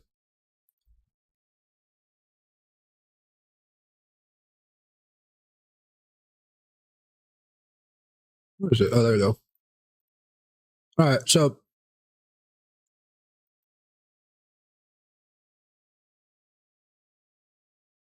I know I'm going to do this. Let's go to the 2-month chart, see if that works again. There you go. This is a 2-month chart for the dollar index, okay? We're still kind of going sky high right now. We don't know if we've actually reached the top yet. We managed to hit one of these old levels of resistance, and we kind of plowed right through it. We've come back down a little bit since then, but it's going to be hard to say if we found a top here for the month, right? So if I go back over here to the regular monthly chart, each month is still going higher. We're still going higher. And if we go over here to the daily chart, you'll see that it's on a pretty just straight up, but we have our pretty big dips, but we keep on we end up going higher every single time. So we're in this general uptrend here, right? Nice uptrend. It's, we may be due to come back down a little bit. That doesn't mean the trend is over and we're not going to keep on going up here. So that's where the problem lies going forward. Because if we look at some of these other, I'll keep that up there. If we look at some of the other other financial indexes like the pound versus the dollar or the euro versus the dollar, go back over here to the monthly chart. The pound is still going down pretty fast. We're basically just waiting to see, frankly, if the pound is going to break below the lows we experienced last year, 2 years ago, 2020. If we're going to break down below that, or if we find a strong support. As far as the euro is concerned, we already broke down, and you saw how fast that kept on going. Now it's running into this level of resistance over here, basically, right? We have an opportunity to face a reversal, but the part of the reason that is because we didn't have a rate hike last month because there was no Federal Reserve meeting. We're going to have one this month. And that could really blow the lid off of the US dollar, really causing it to soar again. And it's going to be hard for Europe to raise interest rates going into this winter, excuse me, because they already know they're headed for a recession. They know it. America, we're in a recession, but we still have an opportunity to make it a light or a mild one. Europe is already going to have a pretty bad one just because of their high energy prices and how they're already starting to figure out how to ration energy. Imagine having to ration energy. It's not a good thing. They were talking about price controls. Price controls are crazy hard to implement, and it ends up there's a huge back charge to doing that. There's consequences to doing that, which can be bad. My main point being there. So here, what's a better way to explain this? No, I mean here. Do I have any news about this? Okay, here we go. PBS. I was looking at news a while ago. Europe is facing an energy crisis as Russia cuts gas. Here's why. All right. So there's only certain stuff I really want to talk about this as far as I'm concerned. But did Russia cut off gas to Europe? Remember, Europe doesn't really make much of its own gas. They wanted to choose the green method, which is fine. Green energy is good energy. But realistically, they still needed to get all that bad energy from somewhere else, aka Russia. But here's what it says. The halt of the Nord Stream 1 pipeline means Russian gas shipments have fallen 89% from just a year ago. Russia used to supply 40% of Europe's natural gas and even more to Germany, where inexpensive energy was the pillar of their economy. There are still some what's it here? We can read that. There's still some Russian gas flowing into Europe through a pipeline passing through Ukraine into Slovakia, and then another crossing into the Black Sea to Turkey, and then to the EU member Bulgaria. Russia started cutting back gas as early as last summer before the war in Ukraine had started. That sent gas prices sharply higher. So, why is Russia gas so important? This is the bulk of what's going to cause a lot of this economic pain down the road. High energy prices are already threatening to cause a recession this winter through record inflation. Recession is bad. Inflation is bad. With consumers having less to spend as costs rise for food, fuel, and utilities. A complete cutoff could deal an even heavier blow to an already troubled economy. Besides heating homes and generating electricity, gas is used to fire a range of industrial processes that people never think much about. Foraging steel into cars, that goes into cars, making glass bottles, and pasteurizing milk and cheese. So it's going to hurt all facets of the economy here, which is just going to be bad. I mean, very, very bad. And, because the Russia-Ukraine war doesn't seem like it's going to end anytime soon, you could see Europe being greatly affected. And then when Europe is affected, guess what? America, the West, we're kind of the globalist world order, so to speak. So when our friends that we trade with get hurt, it ends up impacting us. So there is going to be some hardships there. And because they're facing this recession and all this economic hardship, they're going to have a hard time justifying raising interest rates to combat that inflation. Partly because as the price of energy goes up, it's going to make it very, very hard for everybody to have excess capital, excess dollars or euros to go out and buy extra stuff. So they're not going to be worrying about people buying extra stuff. So they don't really need to raise interest rates like everybody else. Although you will see inflation from a numbers perspective going up. Hopefully that's, I made that simple enough to understand, but it's not good at all. And you just got to wait till things get cold. I think Russia actually sent out some propaganda the other day where they made like a video of Europe being frozen, a frozen wasteland because they have no energy to heat their homes. So like it's going to be bad, but it won't be dystopian bad. There is going to be a lot of pain being felt though. And that's going to affect America, unfortunately. But we won't really feel the effects of that until winter ourselves, then going into 2023. So we have some time for us. They're facing more of a crunch right now. They're like here,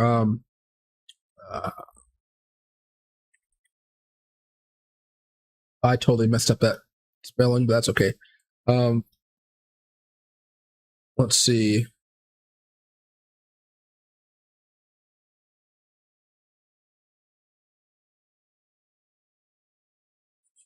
Maybe this one is it.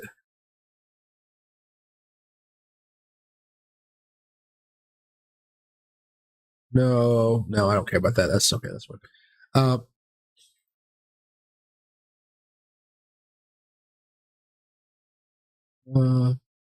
No, it's fine. But yeah, hopefully that kind of gives you an understanding of what I'm talking about here.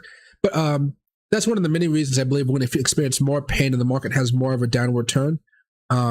Europeans are going to be pulling money out of their accounts too, and a lot of Europeans have money in the American market system. Excuse me, guys, my nose is getting a little bit stuffy. I should probably look up my nasal spray. Oh, there we go.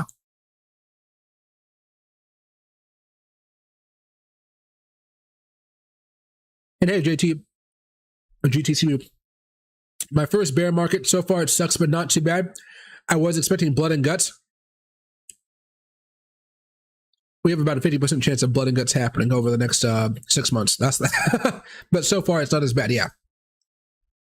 So far, a lot of this is predictable, especially with how fast the market came down. Hey, Rocky, what's up, Mike? When should we take profit, though? Depends on for what. If you have open shorts like I do for Bitcoin, right now is a good opportunity to shave some off. You don't have to sell all of them, but shave some off, sure. Scale out. If you're talking about the puts that I gave you guys a couple weeks ago, my rule is once you guys are making money, it's up to you guys to determine exactly when you guys want to sell. But the way I've taught everybody, the members and stuff like that, is if you're buying calls, you're usually going to be scaling out against the Fibonacci extension levels, right? So like, oh,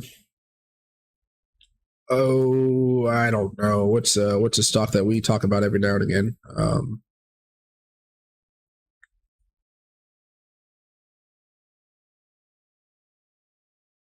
I don't even know. Maybe I can use something like more longer term. I don't know if this is actually going to work, guys. Bear with me.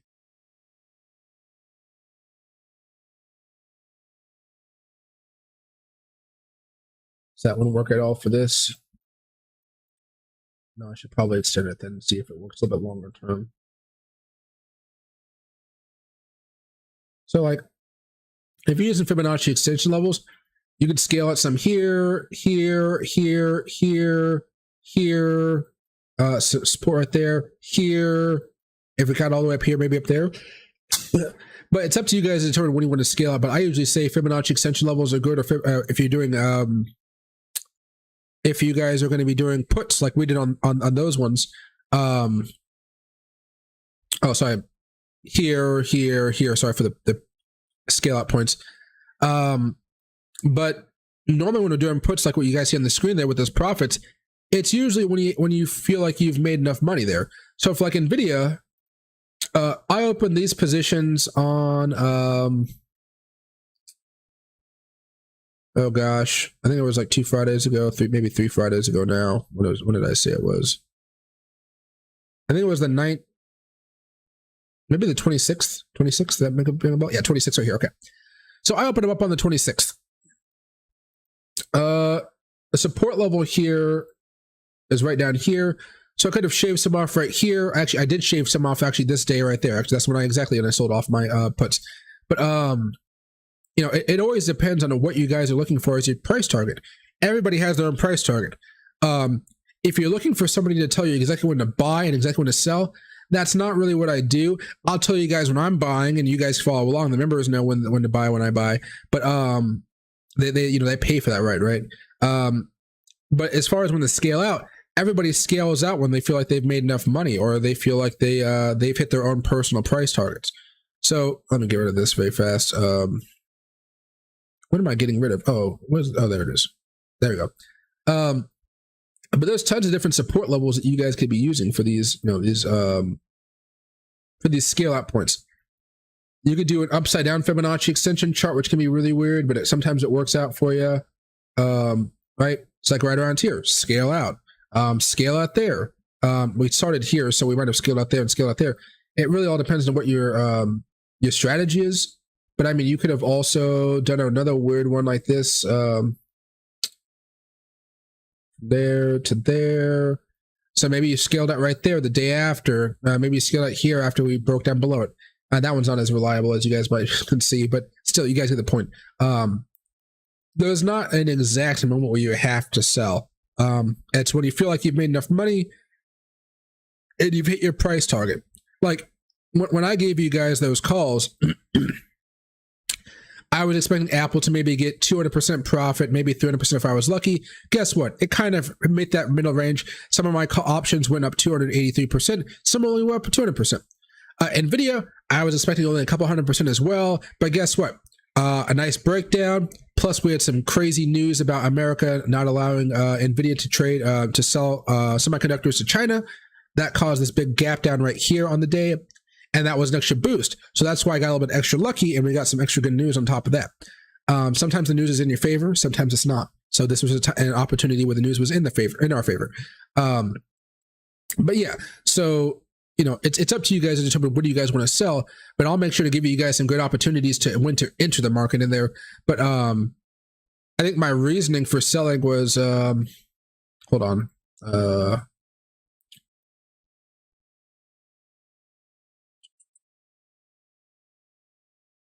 Community.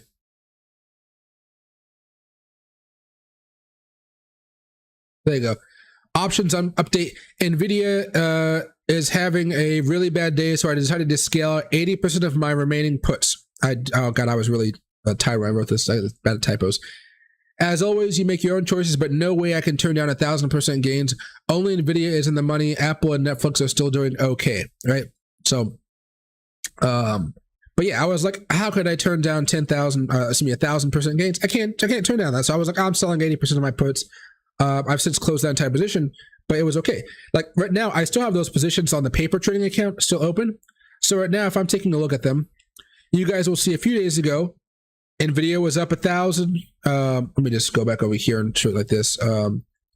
NVIDIA was up 1,000. Apple was up 244 on average, and Netflix was up 42. Well, now if I still had those same positions open right now, well, here's what I have. So my Netflix would currently be down 57%. It would be down. Apple would only be up 94%, and NVIDIA would only be up 600%. All right. So now you can understand why I was just like, I can't say no to these profits. I'm going to start taking profits off of here. I didn't say I was selling everything, but I said I was selling like 80% of everything, and that's how it worked out for me. And so I walked away with some good money.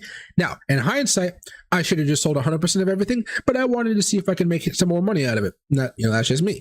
But right now, yeah, I'm looking at this now. Everything is down compared to where it was just a few days ago. That's why you got to make sure you sell at the right time, or at least you scale out so you lock in some good profits there. But like for instance, let's see. So when I bought those NVIDIA options, I bought them for a price of 85 cents per contract because I bought them about a month out, a bit more longer than I normally would do, as you guys know. But 85 cents. And currently they're sitting at $6. And that's only at a 500% profit. Normally, if I would have waited like, 1,000, the price might have been anywhere up to like $8, $9, maybe, yeah, $8, $9 around that range for 1,000% profit. But yeah, nobody's going to tell you exactly when to sell. I don't believe in that in the first place because everybody has their own idea of when that may happen. Because like, if I tell you to sell and you sell, and then all of a sudden, like I tell you, really aggressive happens, I don't want to get blamed for you not making as much money. I'm like, hey, I will give you a play. If you wait, it usually ends up working out. Like, ask any of my members, it usually pans out. But then after it starts going green, it's up to you guys to determine when you guys want to sell. Now, you guys are able, or the members are able to use my technical analysis to see some of my pivot points, my support levels and stuff like that. So they have an idea of what I might sell. But, there could be big news factors that mess things up or help us out in terms of NVIDIA. That can, that really changes up the pot a little bit. But you guys get what I'm saying.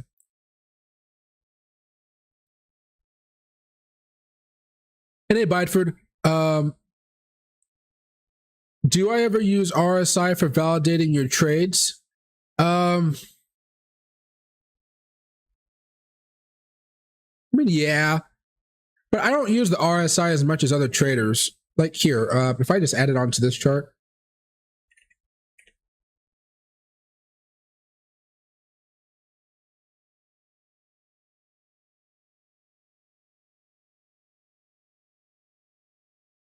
You guys can see that my head's not blocking the way.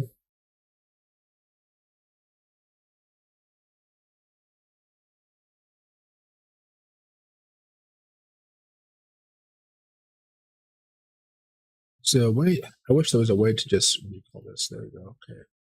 Oh, not what I wanted to do. Lapse pane. Okay, there we go.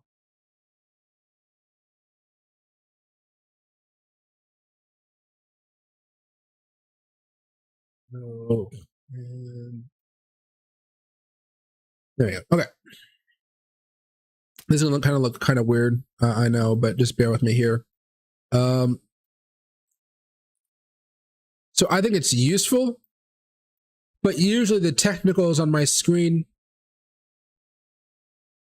will let me know it's to buy. This is just kind of like, hey, an extra thing, like, wow, this is a good time to buy, right? So I would have made this trade without having the RSI data there, like without having, hey, like we're down below 30. We're currently at 26. No, so sweet. So I'd be happy to already take this position because I have my strategy for trading clusters. But this was like an extra little box to check, say, hey, I can invest even more money in here because I have another reason to think that, hey, we're going to have a good reversal off of this. Hopefully that makes sense. So I'm really buying because of the technicals I see right here. But here, or as I look at the RSI, it's like, that's a confirmation that makes me feel more confident about the trade. So I use it, but like if this was at like 31 instead of 26, I would still be buying the position. If for some reason we were like, I mean, after a major crash, it's not going to be very high, of course, but if it was somewhere in the middle, I might be a little bit more cautious, might invest a little bit less money, but normally the RSI is just like, oh, you agree with me? Awesome. That's just another reason to buy. But it's not like the reason to buy, if that makes sense. Let's maximize that pane again. There we go.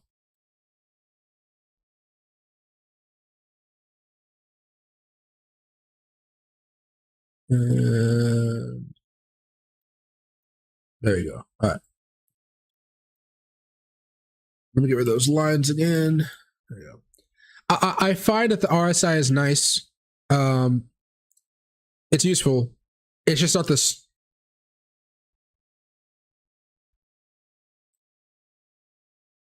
It's a very small component of what I used to trade. That makes sense. It's just a very small component of what I used to trade, but I do like looking at it before I place a trade. I do like to look at it. I just not that important to me. But if you guys are newer at trading, not you so much Bideford, but other people out there, if you're new to trading, it's good to look at it as an extra, like, okay, this is more confirmation. I should buy the dip because the RSI is very, very low, or lower than it should be. It's an oversold territory if you were to think about it like that.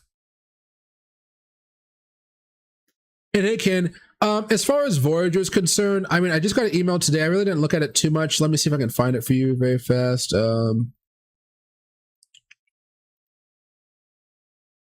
Email. There we go. Go here. So it just says notice of hearing, notice of reschedule, sale and disclosure statement, hearing, data, related documents, bunch of numbers and stuff like that.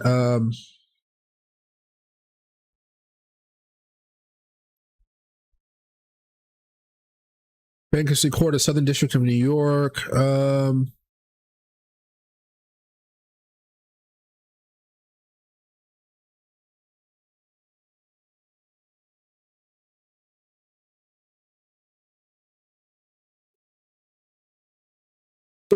right.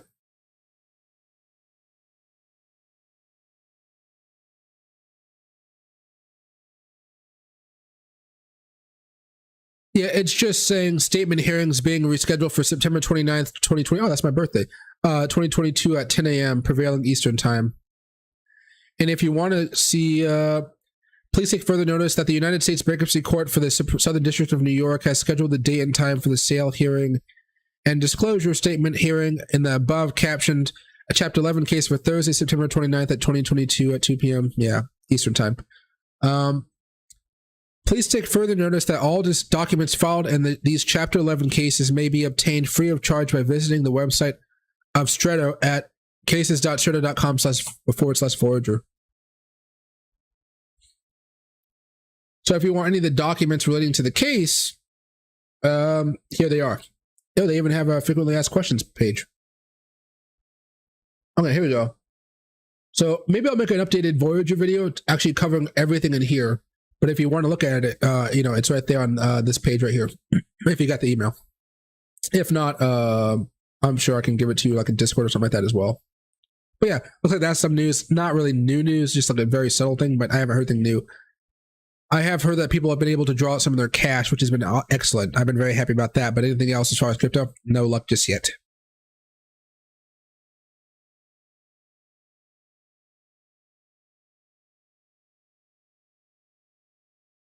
There we go.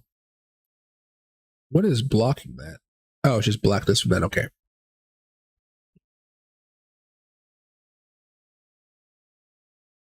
Hey, Alan, I'm happy to see you back as well, my man. Thank you very much for watching the stream. I appreciate it. And happy to see you guys back as well in the good old fist.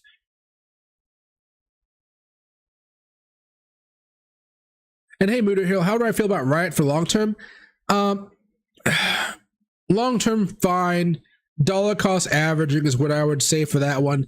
I dollar cost average on Riot, and it's not even like every week or every day. It's like once every quarter. I just buy some and let it sit. It's not something I want to buy even every week. If you want a dollar cost average, it might be more prudent to buy it every month, but I usually just dollar cost average every month, every quarter, excuse me, and I just let it sit. And so far, it's been going down, of course, but once every quarter, I dollar cost average down maybe a few $100, and that's about it. I don't really buy too much into it right now. Kind of reminds me of a little bit of how I trade Robinhood right now. So let me actually, I want to bookmark this page. There we go. That's fine. Yeah, this. There you go. What was I just looking at there? No, I wasn't opening up a website. That's what it was.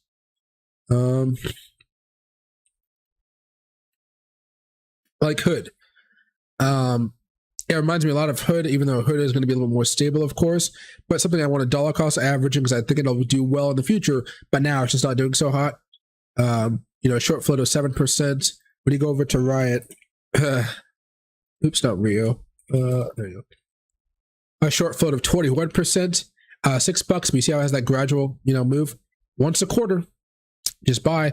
Last time I bought was in July. Right, time before that, maybe back in April. Love it there. A little bit before that. A little bit dollar. Actually, I didn't buy it over there. I just started dollar cost averaging in really back in actually July. Actually, not yet. No, I know it's right here. But yeah, I'm taking it very easy here. maybe it'll have a breakout down the road. That might be kind of nice. But for me, this is more of a short squeeze candidate, which I'm just buying up below. Like my average is like 570 or something like that right now. And I'm hoping it goes up to like $20 before I sell it. I really want to sell it at $20 and that'll be it. Kind of right before we hit that big level of resistance up here. But I think it'll be fine for the long term, but it's going to be a long-term play. And sorry guys, my nose is acting up a little bit here. Take a nibble of cheese here. Maybe that'll help me out.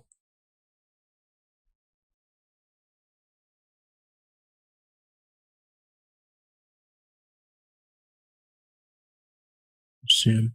And hey, Bideford, Gann fans are really fun to learn how to use, but there's so many different Gann fans you can put on any given chart. So you kind of have to test them out and see which ones are going to work better. I like Bitcoin with Gann fans because Bitcoin doesn't have a long history. So you don't actually have to worry about, back over here very fast.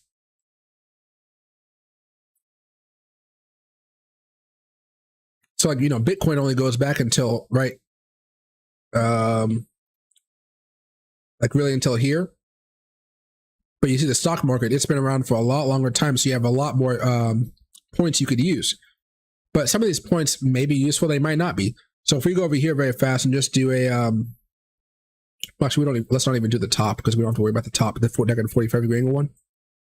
The nice thing about Gann fans is once you realize how they kind of work, you know how far back you're allowed to use the top ones. Like the top ones that go negative 45 versus the bottom ones that go 45-degree angle.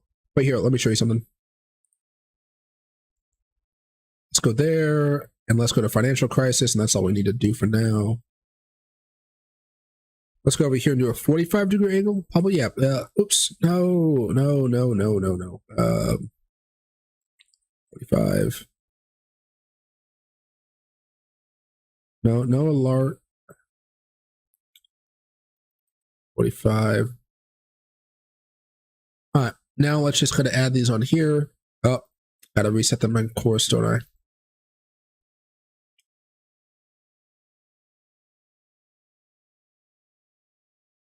There you go. Let's drag this up right here. And let's drag this one up right here as well.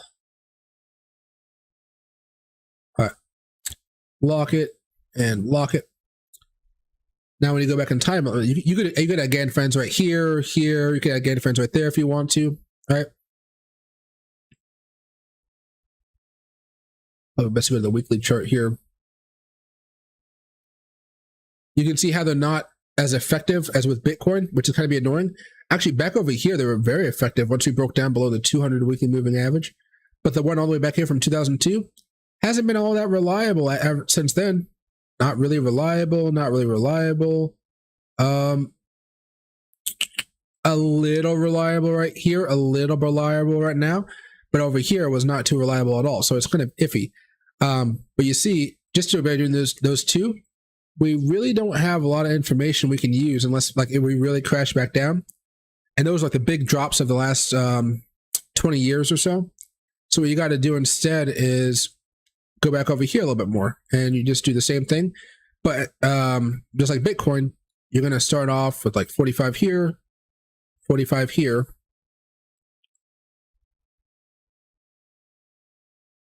45. 45. And then we add these on right here. Oh, this isn't the right spot. There you go. There. All right.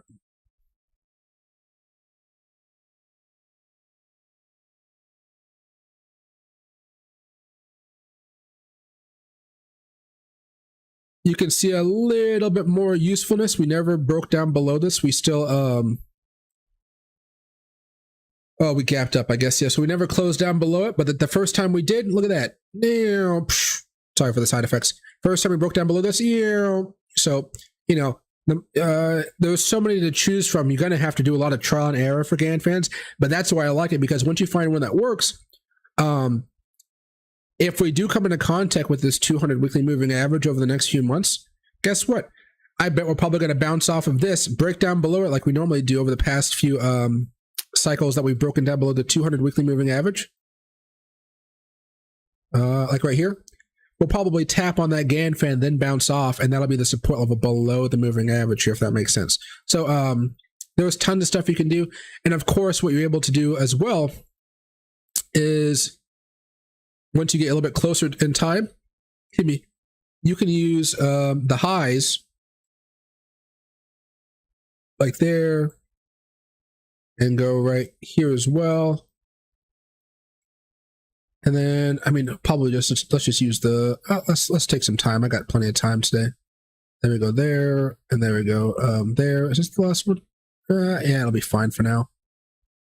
But then since we're closer, we can actually do the negative 45-degree angle ones, which are pretty fun as well. I don't know if you guys find enjoyment in this, but I love, I mean, this is literally how you make money. Like, it's not really like exciting, but like the money you make, AKA like that, I mean, you know, that's the exciting part. But all right, so let's go back to negative 45. Negative 45 and negative 45. Now let me see how this would work here. Oh, so that one didn't work out as well as you might think. So this one's actually not as reliable. So you're probably not going to use that one going forward. And then let's use actually let's hold off on this one. So let's actually hold off on this one as well.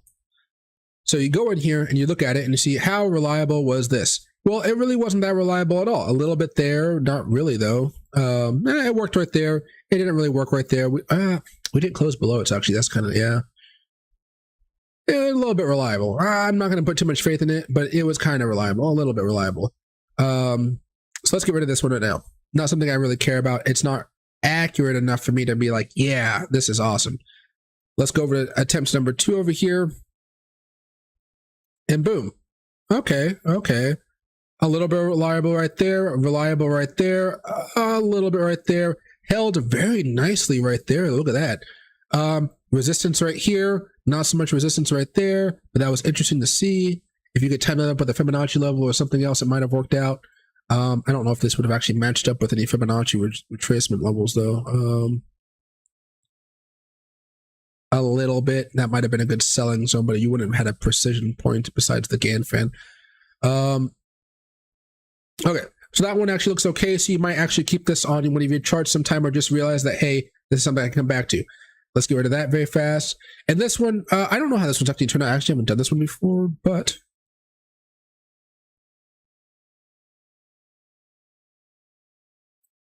hasn't been that useful just yet. No. I mean, a little bit broke out. That was kind of nice, but not really. So this one you're probably not going to be using.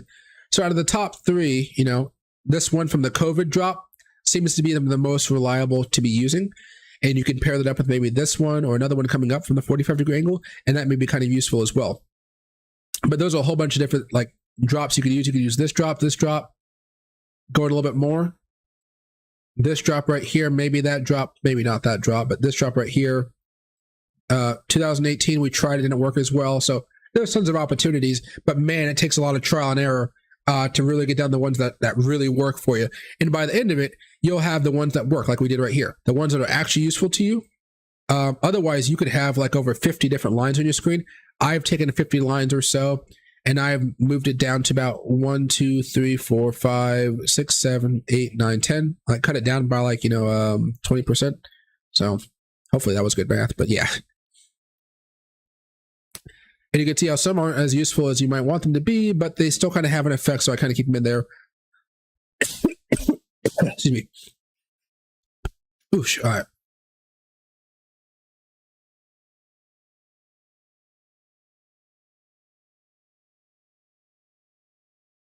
I'll keep it there. Okay. And hey, Graham Peasy, happy to see you back. You sound so much better. This live TA is much appreciated. It seems your audio only the crypto channel talking about the possible railroad strike. Most people, like, guys, how do I say this? Like, I have the luxury of being a full-time trader who can, like, consistently prove that I'm making money in the market. whether it be options, crypto, whatever, or just telling you guys my personal opinions. Like I told you guys a couple weeks ago, or a couple months ago, watch out for this rally. It's going to make a lot of people think the bear market is over and it's a bull market, and how, you know, we're only going to be going up from here. I specifically told you that because I could foresee how crazy the market is and how the whole social media kind of apparatus is. But I have the luxury to kind of do more boring topics. A railroad strike is not a very crazy cool topic to talk about, but it's very important that you guys understand how this can affect your wallet, make you money or make you lose money. Like if this happens, my long-term positions are going to be going down and I will lose money. However, I will be able to open up some short-term positions or maybe even some swing trades here that will make me a good amount of profit that I can keep on living my nice little lifestyle here. Okay. So, you know, you got to have both understandings, but I mean, guys, honestly, railroad strike is not something that most people really care about. They will pretty soon if the actual strike happens. But here, I mean, let's take this opportunity to talk about it a little bit. This is from The Hill. I've been noticing over the last 24 hours, maybe like the last week or so, people have been talking about it a little bit more. I've been talking to you guys about this for like the past like 2 months or so now. But here, let's talk about it very fast. So this is The Hill. They're kind of more of a leftward leaning organization. It's not bad. It's not good, whatever. It's just they're a leaning, but this story is pretty spot on. So, you know, I'm not going to really assign bias to it. But basically, this is what the niche of the story, and I'll kind of read off some important points here.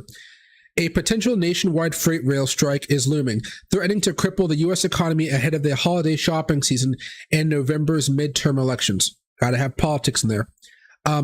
Roughly 115,000 rail workers could walk off the job as soon as September 16th if they cannot agree to a new contract with the railroads, the corporations, right? So, and let me skip over some of this other stuff. All right.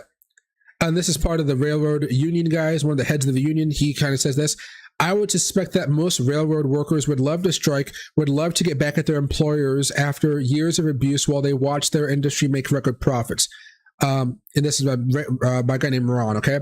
The Association of American Railroads, which estimates the national rail shutdown would cost the U.S. at least $2 billion a day, says that lawmakers should vote to implement the PEB recommendations in the event of a strike to instantly reward employees and reduce economic uncertainty.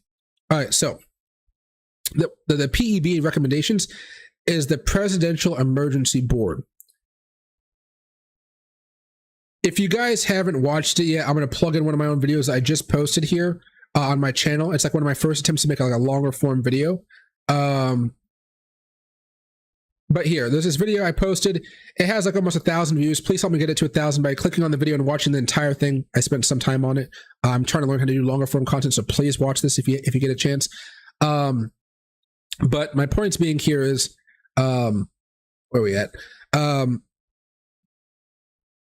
President Biden made this board, and the reason it exists is if the railroad workers have voted to strike.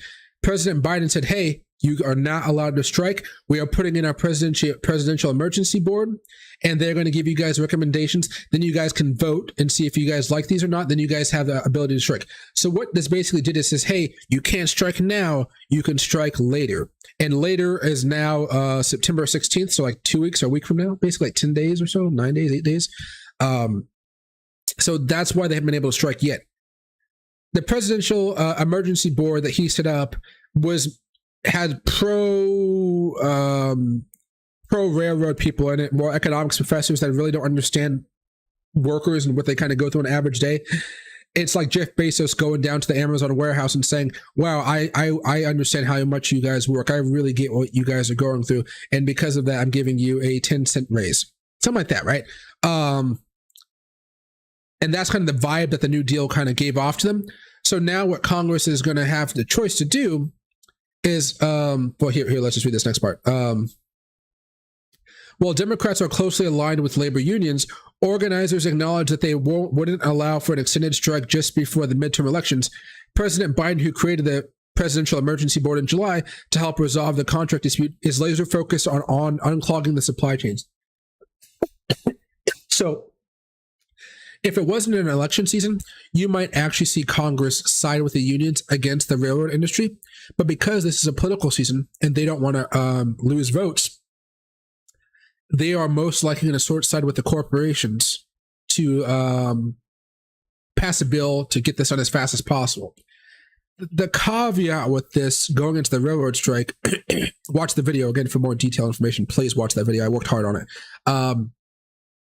The problem here lies with a lot of railroad workers are flat out just planning on quitting. Like thousands of employees, or like maybe even tens of thousands. I'm not entirely sure an estimate there, but a lot of them are planning on just quitting because guess what?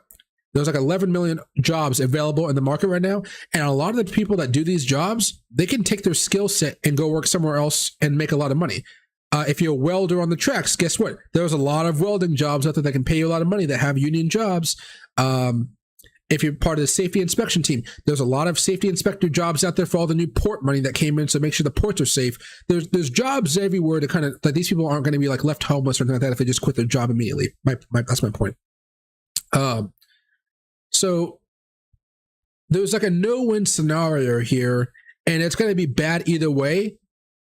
But you're going to see this turn into a political nightmare for the Democrats because Nancy Pelosi is going to come out and say this is a great deal for them because, corporate interest, right?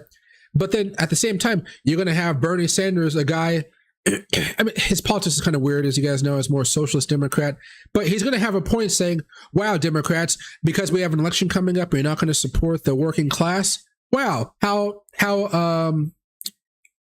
what's the term for those people? Establishment of you, right?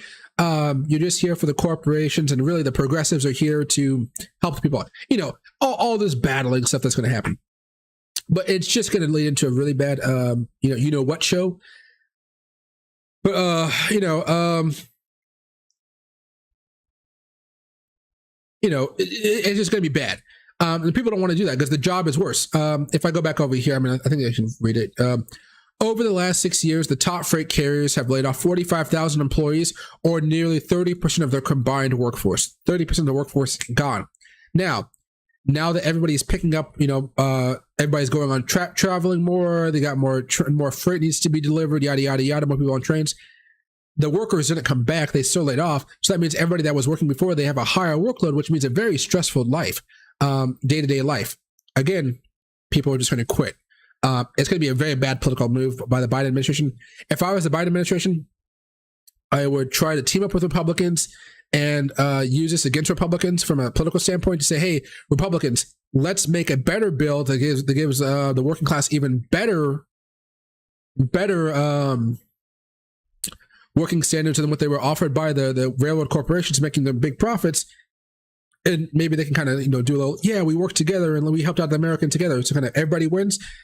But man, I don't know if the Congress is going to do that. But yeah, most people don't talk about it because it's not, if they are talking about it, they're going to be using it for a political agenda. Like, that's what most people do, right? And it's just not that exciting of news. So I don't see why most people would actually talk about it. But from a financial perspective, it's a way to make money. And that's why I'm talking about it for. And it's not just like I'm talking about this out of the goodness of my heart. I know a couple of railroad workers, but I'm not going to make a YouTube video just to help out two friends that I have. I'm using this, and actually partly, to help railroad workers out, partly. But the reason I'm allowed to bring it up to you guys is because I have that opening, because this will affect a lot of our finances going forward. Inflation going forward, the cost of gas, the cost of cars, everything that that's transported by rail, it's a big deal. And, this isn't just rail from America. We get a lot of stuff from Canada by train. We get a lot of stuff from Mexico by train. We need these things operating, or the supply chains are going to get worse. You think the ports are backed up now? Wait till the ports can't actually unload their cargo onto trains. Wait to see how fast they back up. Right before the holiday season? Oh boy, oh boy. And then all of a sudden everybody's like, what's happening? Why is this happening? I don't want you guys to be caught flat-footed with all this news coming out. I just want you guys to be like, hey, this is not good. Keep an eye on it. If the Congress ends up coming in and stepping in and like forcing a deal, it's not going to be good, but it'll still be better than if they go on a full strike. So, But yeah, not many people talk about railroad strikes because it's just not that important. It really is not important to most people's lives. I'm always looking for a way to make money, and that's an easy way to make money if the news isn't out. So now that might happen sometime in, like I said, the opening for them to strike, they can strike as soon as September 16th. Whether they want to do it now or later on, it's up to them. But I have no idea if they're going to do it the 16th, the 17th, 18th, 19th, who knows. But they want to strike, that's for sure. They want to strike because the offer that was given to them, they feel was a slap in the face. And you could have a disagreement on what you think about the deal or whatnot, but they feel like it was a slap in the face. So one could assume they are not going to be taking that deal, over the next couple weeks here.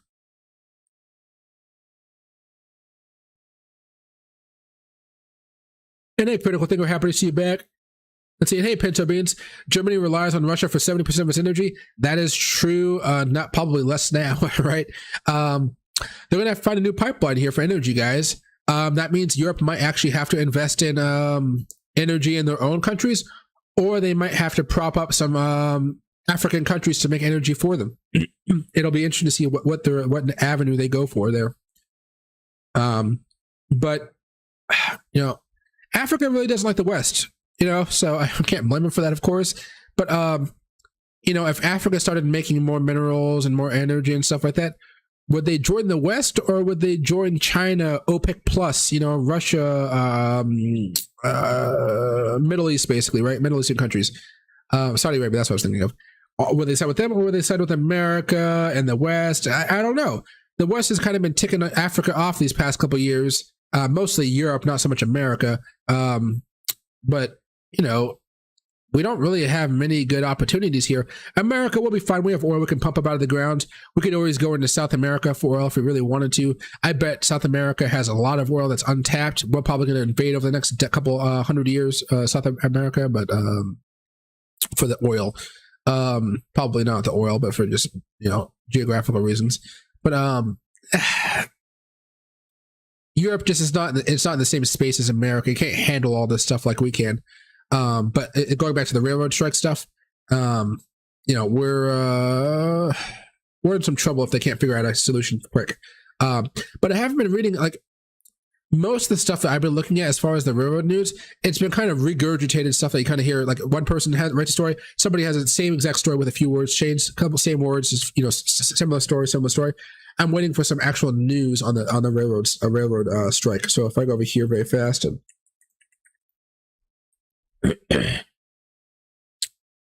news,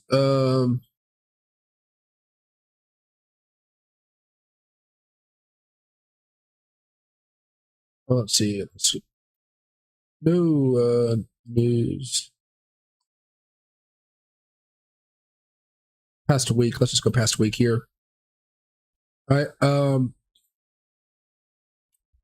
The Real News Network has some articles. WS, Workday Minnesota, Jacobin, Vice. 96% of freight workers want to strike. Survey finds. So they want to strike here. I told you guys that in the video. 38 minutes ago, by Routers. Let me see if this might work. U.S. Mediation Board meeting with railroad workers unions ahead of a possible strike.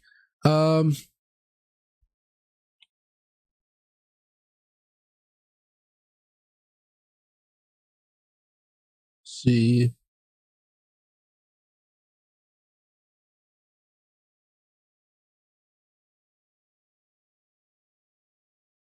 Yeah.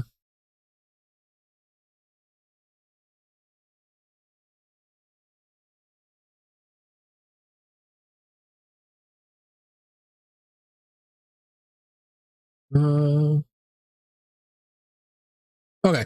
Nothing really there. Like the same regurgitated stuff we talked about. Told you guys about a few seconds ago.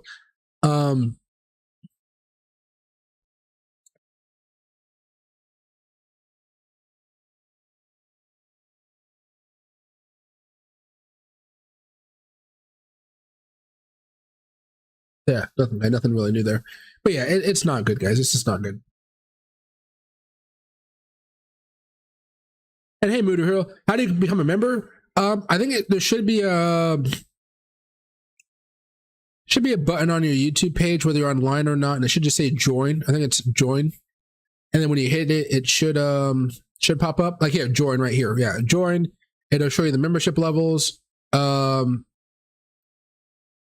there's a promo applied. That's kind of cool. So you guys can do it for like half a month, or not. I guess not for the $25 month.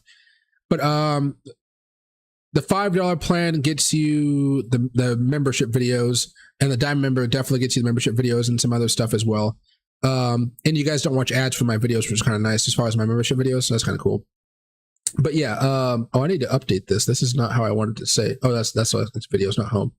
But yeah, like $5 a month.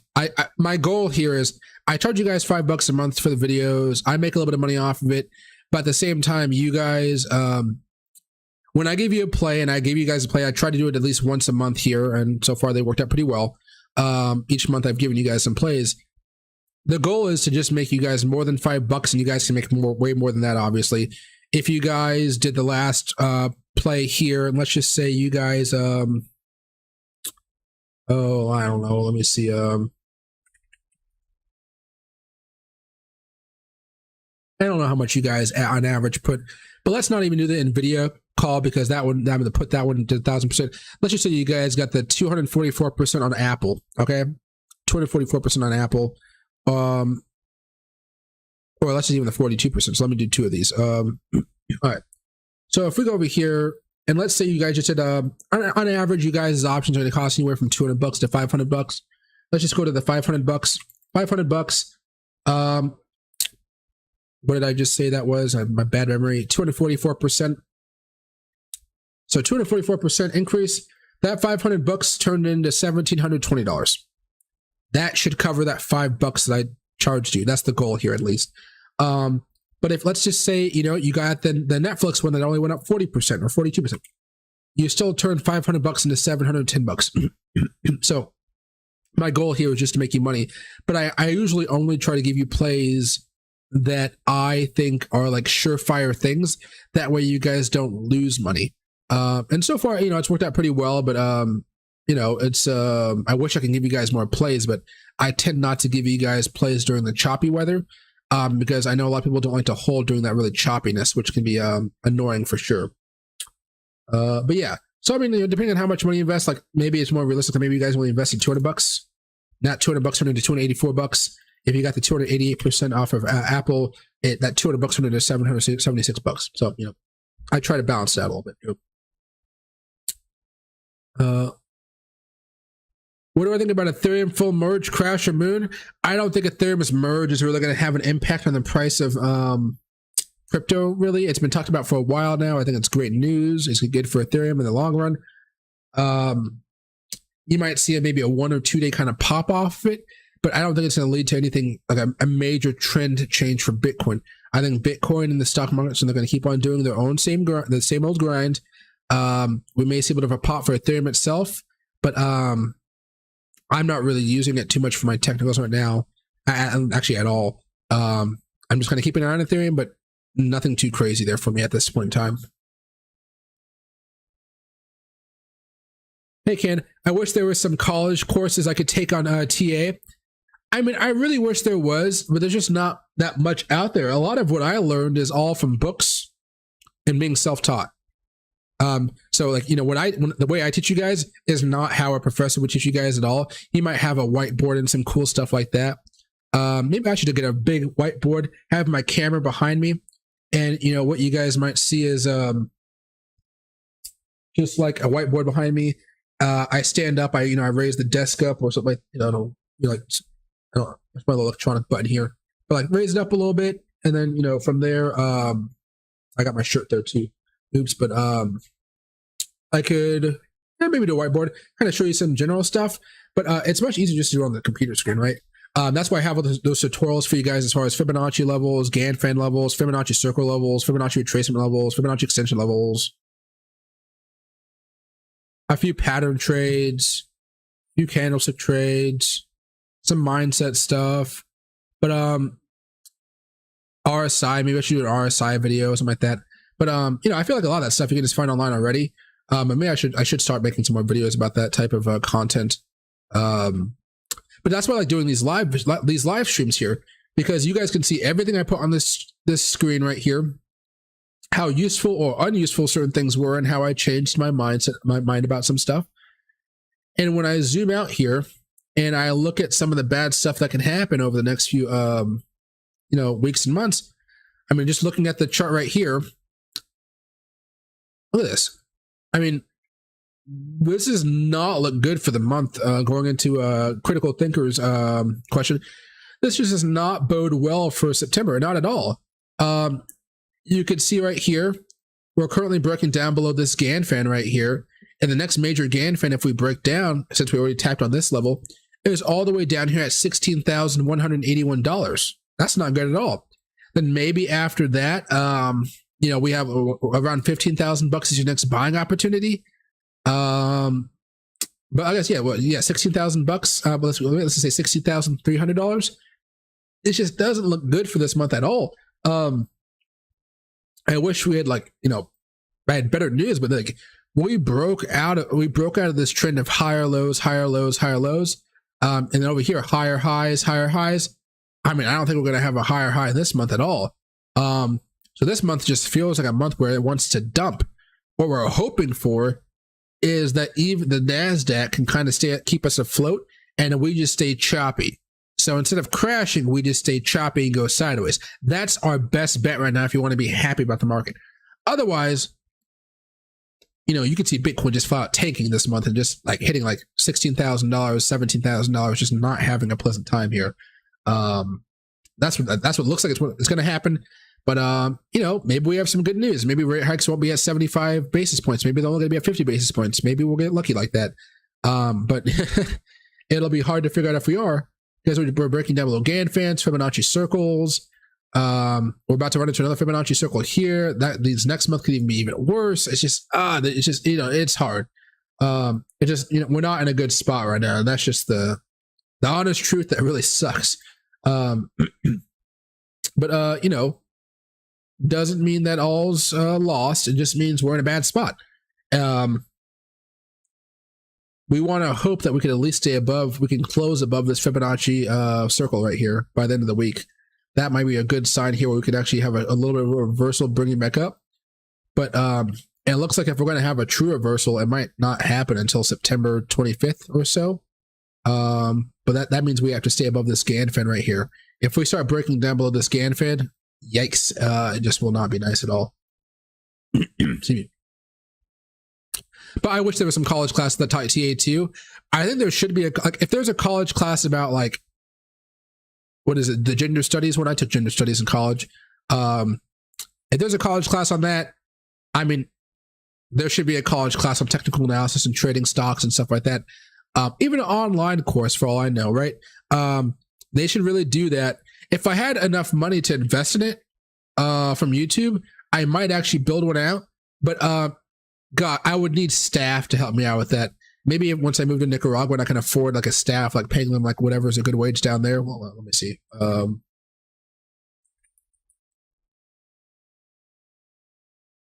Minimum wage in Nicaragua.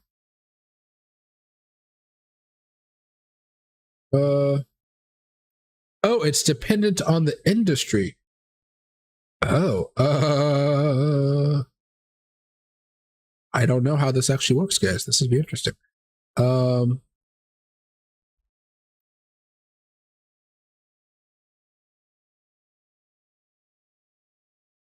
Mines and quarries. Let me just say, let me just do manufacturing. I don't know. I pay them more than the manufacturing.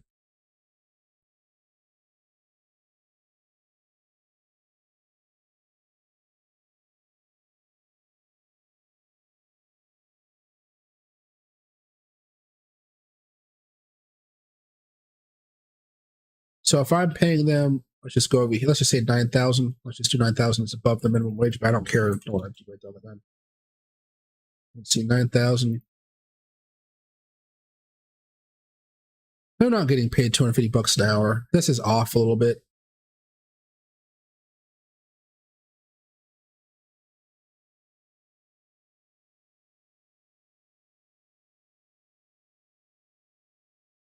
I did something wrong here, whatever it is. Okay, But basically, it'll be a lot cheaper to pay for somebody's help down there. I'm not paying 20, 50 bucks an hour. I don't know what that math was. And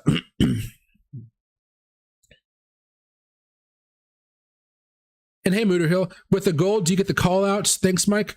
So for the $5 plan and the $25 plan, they're pretty similar, but as long as you're not getting the $1.99 plan, you should be able to get all the good information, basically.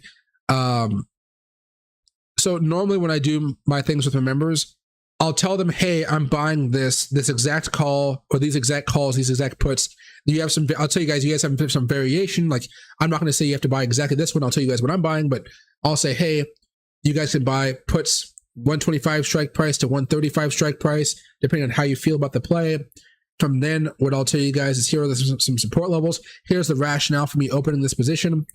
And then once you guys open up the trade, if you guys do, you guys will kind of hear me talk about, hey, the trade isn't going so well, but I'm actually hoping that we'll kind of find some, we'll do well going forward here to kind of keep your spirits up. And I'll say again, if you guys feel like I'm wrong, you guys can always sell out. I tell you guys that all the time because I'm not 100% right.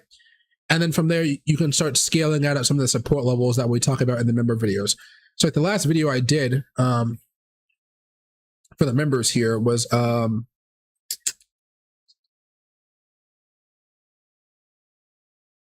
options update. Okay. So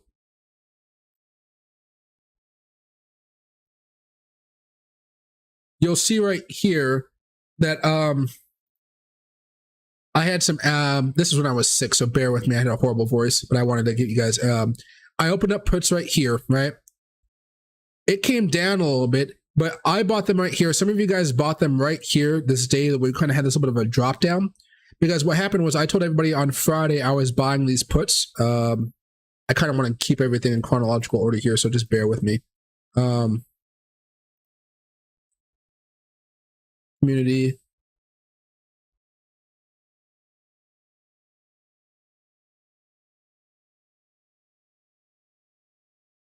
Two weeks ago. No.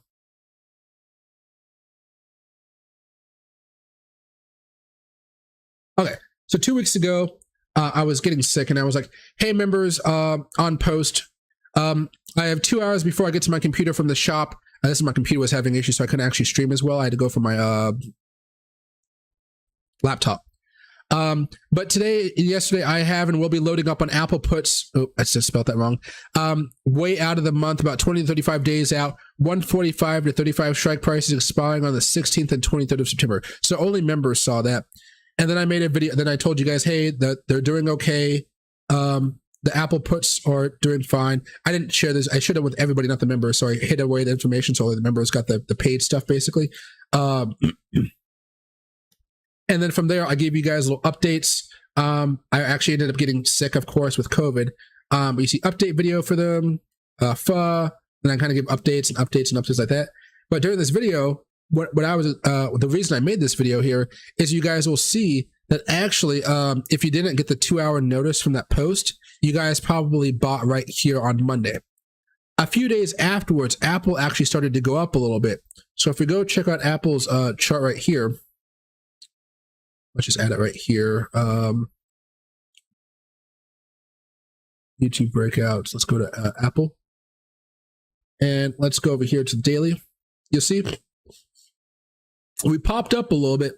And I made this video explaining to you guys, well, let me see if you guys can hear what I said. Let me turn on desktop audio. Here, you guys will notice I have a pretty bad throat thing going on. I take some laws. Wants to say hi. It looks like we had a bounce off of it yesterday. Everybody's getting really excited to see what Jerome Powell has to say. My reasoning for buying some of these puts the other day is I think he's going to still be very hawkish on, raising interest rates. He might slow it down a little bit, but he's still going to be raising them. He's not going to stop anytime soon. So what I'm hoping for here over the next few weeks as we go into mid-September is that I'm hoping that we break down below both the 20 and the 200 daily moving averages, and then we might be coming back down here towards 150 or so. Sorry, Loki is like all over the place now.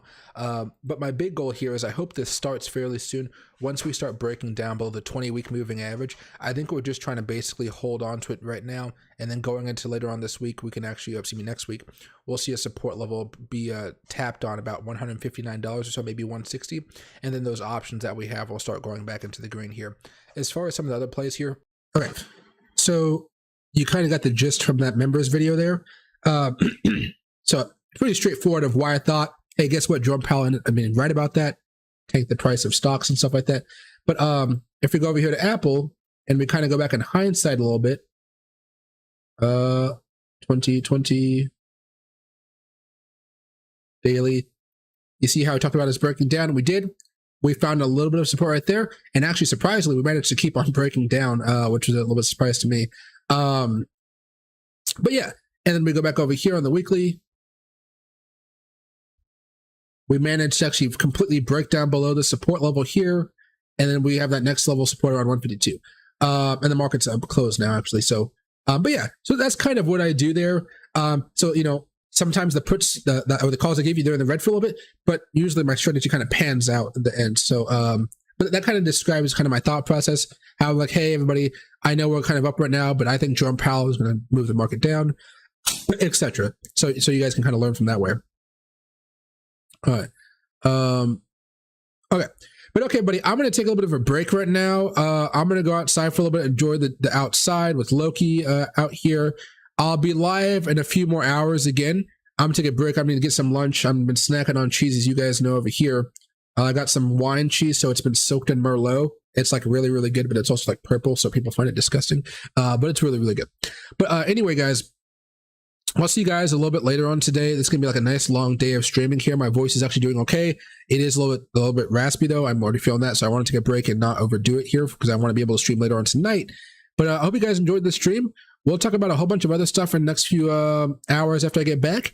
And if you guys have any questions about any stock, or you guys want me to do like a detailed technical analysis like this over any stock, any crypto coin, probably not any crypto coin because crypto is like all over the place with altcoins, but any stock, I'd be really happy to help you guys out there. Okay, so have a good rest of your day, everybody. I'll see you guys in maybe like 3 hours, 4 hours, and then I'll probably be streaming until 7 o'clock